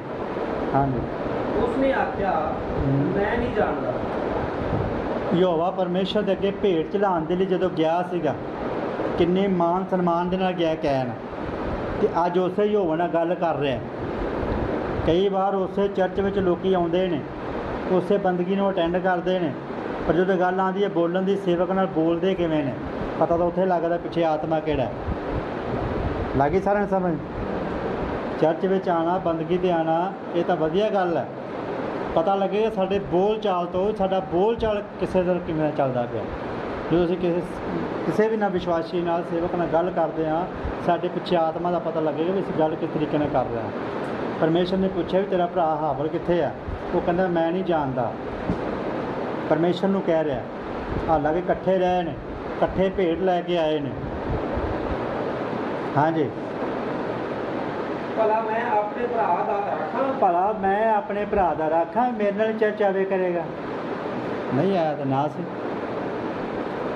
ਹਾਂਜੀ, फिर उसने आख्या ਫਿਰ ਉਸਨੇ ਆਖਿਆ कि तैं की कीता? ਤੂੰ ਇਹ ਕੀ ਕੀਤਾ? ਹਾਂਜੀ, तेरे भरा दे लहू दी आवाज जमीन ਤੇਰੇ ਭਰਾ ਦੇ ਲਹੂ ਦੀ ਆਵਾਜ਼ ਮੈਨੂੰ ਆ ਰਹੀ ਹੈ। ਦੇਖੋ, ਲਹੂ ਵੀ ਬੋਲਦਾ ਹੈ, ਜੀਵਨ ਹੈ। ਲਹੂ ਜੀਵਨ, ਜੀਵਨ ਬੋਲਦਾ ਹੈ। ਇੱਥੇ ਤਾਂ ਸਰੀਰ ਖਤਮ ਹੋਇਆ ਹੈ, ਜੀਵਨ ਨਹੀਂ ਖਤਮ ਹੋਇਆ। ਜੀਵਨ ਤਾਂ ਅੱਗੇ ਜਾ ਕੇ ਬੋਲੇਗਾ, ਜਦੋਂ ਤੱਕ ਪੁੱਛਿਆ ਜਾਵੇਗਾ ਬੋਲੇਗਾ। ਉਹ ਧਨੀ ਕੋਲ ਪੁੱਛਿਆ ਗਿਆ, ਲਾਜ਼ਰ ਵੀ ਬੋਲ ਰਿਹਾ ਸੀਗਾ, ਧਨੀ ਵੀ ਬੋਲ ਰਿਹਾ ਸੀਗਾ। ਇੱਥੇ ਸਰੀਰ ਖਤਮ ਨੇ। ਅੱਜ ਵੀ ਭੈਣੋ ਭਾਈਓ, ਇੱਥੇ ਸਾਡਾ ਸਰੀਰ ਖਤਮ ਹੋ ਜਾਵੇਗਾ, ਪਰ ਇਹ ਜੀਵਨ ਇਹ ਉੱਥੇ ਜਗ੍ਹਾ 'ਤੇ ਬੋਲੇਗਾ ਔਰ ਆਪਣੀ ਗਵਾਹੀ ਦੇ ਬਾਰੇ ਦੱਸੇਗਾ ਵੀ ਮੈਂ ਕੀਤਾ ਕੀ ਆ। ਪਰਮੇਸ਼ਰ ਕਹਿ ਰਿਹਾ ਤੂੰ ਕੀ ਕੀਤਾ? ਉਹ ਕਹਿੰਦਾ ਮੈਂ ਆਪਣੇ ਭਰਾ ਦਾ ਰਾਖਾ ਨਹੀਂ ਹੈ। ਕਹਿੰਦਾ ਤੂੰ ਕੀਤਾ ਕੀ ਹੈ? ਤੇਰੇ ਭਰਾ ਦਾ ਲਹੂ ਬੋਲਦਾ ਪਿਆ, ਤੇਰੇ ਭਰਾ ਦਾ ਲਹੂ ਬੋਲਦਾ ਪਿਆ। ਮੈਨੂੰ ਆਵਾਜ਼ ਸੁਣਦੀ ਵੀ ਪਰਮੇਸ਼ਰ ਸੁਣਦਾ। ਜੋ ਤੁਸੀਂ ਕਿਸੇ ਦੇ ਪ੍ਰਤੀ ਕੋਈ ਸੋਚਦੇ ਜੇ, ਪਰਮੇਸ਼ਰ ਸੁਣ ਲੈਂਦਾ, ਸੋਚਾਂ ਨੂੰ ਵੀ ਸੁਣ ਲੈਂਦਾ। ਹਾਂਜੀ, तेरे भरा दे लहू दी आवाज जमीन वालों हाँ जी। मेरे अगे दुआई देती है। ਹਾਂਜੀ, हुण तू जमीन तो जिने अपना मुंह तेरे भरा दे लहू नूं तेरे हथों लैण लई खोलिया है। ਹੁਣ ਉਸ ਜ਼ਮੀਨ ਨੇ ਜਿਹਨੇ ਆਪਣਾ ਮੂੰਹ ਖੋਲ੍ਹਿਆ ਵੀ ਤੇਰੇ ਭਰਾ ਦਾ ਲਹੂ ਲੈ ਲਵੇ, ਤੂੰ ਉਸ ਜ਼ਮੀਨ ਦੇ ਕਰਕੇ, शराबी होया है। ਤੂੰ ਉਸ ਜ਼ਮੀਨ ਦੇ ਕਰਕੇ ਕੀ ਹੋ ਗਿਆ ਹੈ? शराबी। ਸ਼ਰਾਬੀ ਹੋ ਗਿਆ। ਹੁਣ ਵੇਖੋ, ਸ਼ਰਾਬ ਇਹਨੇ ਆਪ ਹੀ ਲਿਆ, ਆਪਣੀ ਹੀ ਇਹਦੇ 'ਚ ਗਲਤੀ ਹੈ। ਕਈ ਵਾਰ ਲੋਕ ਕਿਸੇ ਦੀ ਗਲਤੀ ਕਰਦੇ ਨੇ, ਉਹਦੇ ਕਰਕੇ ਇਹ ਹੋਇਆ, ਉਹਦੇ ਕਰਕੇ ਇਹ ਹੋਇਆ, ਤੇ ਉਹਦੇ ਕਰਕੇ ਇਹ ਹੋਇਆ। ਕਿਸੇ ਕਰਕੇ ਕੁਝ ਨਹੀਂ ਹੁੰਦਾ। ਕਿਉਂ ਦੇ ਕਰਕੇ ਇਹ ਹੋਇਆ ਤੇ ਤੂੰ ਕਿਉਂ ਦੇ ਕਰਕੇ ਕੀਤਾ? ਤੂੰ ਸਮਝ ਜਾ ਵੀ ਮੈਨੂੰ ਇਹ ਨਹੀਂ ਕਰਨਾ ਚਾਹੀਦਾ। ਸਾਨੂੰ ਤਾਂ ਪਤਾ, ਮੈਨੂੰ ਤਾਂ ਅਕਲ ਹੈ ਨਾ, ਮੇਰਾ ਦਿਮਾਗ ਤਾਂ ਕੰਮ ਕਰ ਰਿਹਾ, ਮੈਨੂੰ ਇਹ ਨਹੀਂ ਕਰਨਾ ਚਾਹੀਦਾ। ਇਸ ਕਰਕੇ ਭੈਣੋ ਭਾਈਓ, ਜੇ ਸਾਡੇ ਅੰਦਰ ਚੰਗਾ ਆਤਮਾ ਨਾ, ਤਾਂ ਸਾਡੇ ਅੰਦਰ ਚੰਗਾ ਆਤਮਾ ਚੰਗੀਆਂ ਹੀ ਗੱਲਾਂ ਸੋਚੇਗਾ, ਕਦੇ ਮਾੜੀਆਂ ਨਹੀਂ ਸੋਚੇਗਾ। ਹੁਣ ਉਹ ਸ਼ਰਾਬ ਲੈ ਕੇ ਬਹਿ ਗਿਆ ਕੈਨ। ਹਾਂਜੀ, ਤਾਂ ਤੂੰ ਜ਼ਮੀਨ ਦੀ ਵਾਹੀ ਕਰੇਗਾ ਤਾਂ ਉਹ ਤੇਰੇ ਲਈ ਆਪਣੀ ਪੂਰੀ ਫਸਲ ਨਹੀਂ ਹੁਣ ਤੂੰ ਮਿਹਨਤ ਕਰੇਗਾ ਪਰ ਪੂਰੀ ਫਸਲ ਨਹੀਂ ਤੈਨੂੰ ਮਿਲਣੀ। ਵਾਹੀ ਕਰੇਗਾ, ਲਾਗੇ ਸਾਰਿਆਂ ਨੂੰ ਸਮਝ। ਕਈ ਵਾਰ ਕੀ ਹੁੰਦਾ ਹੈ, ਸਾਡੇ ਕੰਮ ਦੇ ਵਿੱਚ ਬਰਕਤ ਨਹੀਂ ਹੁੰਦੀ, ਕਿਉਂਕਿ ਪਰਮੇਸ਼ਰ ਦੀ ਬਰਕਤ ਧਨੀ ਬਣਾਉਂਦੀ ਹੈ। ਇੱਕ ਸਰੀਰਕ ਗੱਲ ਨੂੰ ਨਹੀਂ ਅਸੀਂ ਲੈਣਾ, ਇੱਕ ਆਤਮਿਕ ਤੌਰ 'ਤੇ। ਜੇ ਅਸੀਂ ਆਤਮਿਕ ਤੌਰ 'ਤੇ ਧਨੀ ਆਣਾ, ਸਾਡੇ ਕੋਲ ਬਰਕਤ ਹੈ ਪਰਮੇਸ਼ਰ ਦੀ। ਆਤਮਿਕ ਤੌਰ 'ਤੇ ਸਾਡੇ ਕੋਈ ਵਚਨ ਗਲਤੀ ਨਾ ਕੱਢੇ। ਸਰੀਰਕ ਤੌਰ 'ਤੇ ਤਾਂ ਕੰਡੀਸ਼ਨਾਂ ਨੇ, ਸਰੀਰਕ ਤੌਰ 'ਤੇ ਕੰਡੀਸ਼ਨਾਂ ਨੇ। ਉਹਦਾ ਜਿੰਨੇ ਵੀ ਨਬੀ ਸੇਵਕ ਹੋਏ ਨੇ, ਚੱਲ ਖੱਲਾਂ ਪਾ ਕੇ ਜੀਂਦੇ ਰਹੇ ਨੇ, ਗੁਫਾ ਵਿੱਚ ਜੀਂਦੇ ਰਹੇ ਨੇ। ਸਰੀਰਕ ਤੌਰ 'ਤੇ ਅਸੀਂ ਕਿਸੇ ਦਾ ਪਹਿਰਾਵਾ ਵੇਖ ਕੇ ਜਾਂ ਕਿਸੇ ਦਾ ਕੰਮ ਕਰ ਵੇਖ ਕੇ ਉਹਦੀ ਪਹਿਚਾਣ ਨਹੀਂ ਕਰ ਸਕਦੇ। ਆਤਮਿਕ ਤੌਰ 'ਤੇ ਪਰਖਿਆ ਜਾਵੇਗਾ ਉਹਦਾ ਜਿਹੜਾ ਸੁਭਾਅ ਹੈ, ਉਹਦੇ ਜਿਹੜੇ ਮੂੰਹ 'ਚ ਸ਼ਬਦ ਨਿਕਲ ਰਹੇ ਨੇ, ਇਹ ਕੀ ਕਹਿ ਰਹੇ ਨੇ, ਇਹਨਾਂ ਦੇ ਵਿੱਚ ਕਿੰਨੀ ਕੁ ਤਾਕਤ ਹੈ। ਹੁਣ ਹਾਬਲ ਦਾ ਲਹੂ, ਹਾਬਲ ਨਹੀਂ ਬੋਲ ਰਿਹਾ, ਉਹਦਾ ਲਹੂ ਬੋਲ ਰਿਹਾ। ਉਹਦੇ ਲਹੂ ਦੇ ਅੰਦਰ ਪਰਮੇਸ਼ਰ ਸੀਗਾ, ਉਹਦੇ ਜੀਵਨ ਦੇ ਅੰਦਰ ਪਰਮੇਸ਼ਰ ਸੀਗਾ। ਉਹ ਬੋਲ ਰਿਹਾ, ਉਹ ਬੋਲ ਰਿਹਾ ਵੀ ਮੇਰੇ ਨਾਲ ਧੱਕਾ ਹੋਇਆ, ਮੇਰੇ ਨਾਲ ਮਾੜਾ ਕੰਮ ਹੋਇਆ। ਹਾਬਲ ਦੇ ਪ੍ਰਤੀ ਪਰਮੇਸ਼ਰ ਕਹਿ ਰਿਹਾ ਵੀ ਤੂੰ ਇਹ ਕੀਤਾ ਕੀ ਹੈ? ਕੈਨ ਨੂੰ ਉਹ ਜਗ੍ਹਾ 'ਤੇ ਪੇਸ਼ ਹੋਣਾ ਪਿਆ। ਅੱਜ ਵੀ ਜੇ ਅਸੀਂ ਇਸ ਤਰ੍ਹਾਂ ਦੇ ਕੰਮ ਕਰਾਂਗੇ ਭੈਣੋ ਭਾਈਓ, ਤੇ ਕੈਨ ਦੀ ਤਰ੍ਹਾਂ ਨਾ ਸਾਨੂੰ ਪੇਸ਼ ਹੋਣਾ ਪਵੇ। ਸਾਡਾ ਲਹੂ ਬੋਲੇ, ਸਾਡਾ ਲਹੂ ਬੋਲੇ, ਸਾਡਾ ਜੀਵਨ ਬੋਲੇ। ਲਹੂ ਜੀਵਨ ਹੈ, ਸਾਡਾ ਜੀਵਨ ਬੋਲੇ। ਜੇ ਸਾਡਾ ਜੀਵਨ ਇਸ ਜਗ੍ਹਾ ਤੇ ਬਚਨ ਦੇ ਬਾਰੇ ਨਹੀਂ ਬੋਲ ਰਿਹਾ ਤਾਂ ਉੱਥੇ ਕਿਤੇ ਬੋਲੇਗਾ। ਹੁਣ ਉਹ ਕਹਿ ਰਿਹਾ ਵੀ ਤੂੰ ਕੰਮ ਕਰੇਗਾ, ਮਿਹਨਤ ਕਰੇਗਾ, ਫਸਲ ਵਾਏਗਾ, ਪਰ ਤੈਨੂੰ ਪੂਰੀ ਫਸਲ ਨਹੀਂ ਮਿਲਣੀ। ਹਾਂਜੀ ਤੂੰ ਧਰਤੀ ਤੇ ਭਗੌੜਾ ਔਰ ਭੋਲੂ ਹੋਵੇਗਾ। ਹਾਂਜੀ। ਤਾਂ ਕਾਇਨ ਨੇ ਯਹੋਵਾ ਨੂੰ ਆਖਿਆ ਕਿ ਮੇਰਾ ਦੰਡ ਸਹਿਣ ਤੋਂ ਬਾਹਰ ਹੈ। ਮੇਰਾ ਦੰਡ ਸਹਿਣ ਤੋਂ ਬਾਹਰ। ਉਹਨੇ ਮਾਰਨ ਲੱਗਿਆ ਨਹੀਂ ਸੋਚਿਆ ਮੈਨੂੰ ਦੰਡ ਮਿਲ ਸਕਦਾ, ਨਫ਼ਰਤ ਕਰਨ ਲੱਗਿਆ ਨਹੀਂ ਵੇਖਿਆ ਮੈਨੂੰ ਵੀ ਸਜ਼ਾ ਮਿਲੇਗੀ। ਪ੍ਰਭੂ ਮੈਨੂੰ ਵੀ ਵੇਖ ਰਿਹਾ, ਜੇ ਮੈਂ ਕਿਸੇ ਦਾ ਮਾੜਾ ਕਰਾਂਗਾ ਤਾਂ ਮੇਰੇ ਨਾਲ ਵੀ ਮਾੜਾ ਹੀ ਹੋਵੇਗਾ। ਹਰੇਕ ਗੱਲ ਦਾ ਨਿਆਂ ਹੋਵੇਗਾ, ਭਾਵੇਂ ਚੰਗੀ ਗੱਲ ਹੈ ਤੇ ਭਾਵੇਂ ਮਾੜੀ ਗੱਲ ਹੈ। ਤਾਂ ਭੈਣੋ ਭਾਈਓ, ਜੇ ਅਸੀਂ ਅੱਜ ਚੰਗਾ ਕਰ ਰਹੇ ਹਾਂ ਸਾਨੂੰ ਚੰਗਾ ਨਿਆਂ ਮਿਲੇਗਾ, ਜੇ ਮਾੜਾ ਕਰ ਰਹੇ ਹਾਂ ਤਾਂ ਮਾੜਾ ਨਿਆਂ ਮਿਲੇਗਾ। ਨਿਆਂ ਤਾਂ ਮਿਲੇਗਾ ਹੀ। ਤਾਂ ਪ੍ਰਭੂ ਤੁਹਾਨੂੰ ਬਰਕਤ ਦੇਵੇ, ਆਸ਼ੀਸ਼ ਦੇਵੇ। ਅੱਜ ਇਹਨਾਂ ਆਤਮਾਵਾਂ ਦੀ ਪਰਖ ਕਰਨੀ ਹੈ ਕਿ ਪਿੱਛੇ ਆਤਮਾ ਕਿਹੜਾ। ਆਓ ਸਾਰੇ ਅੱਖਾਂ ਨੂੰ ਬੰਦ ਕਰੀਏ।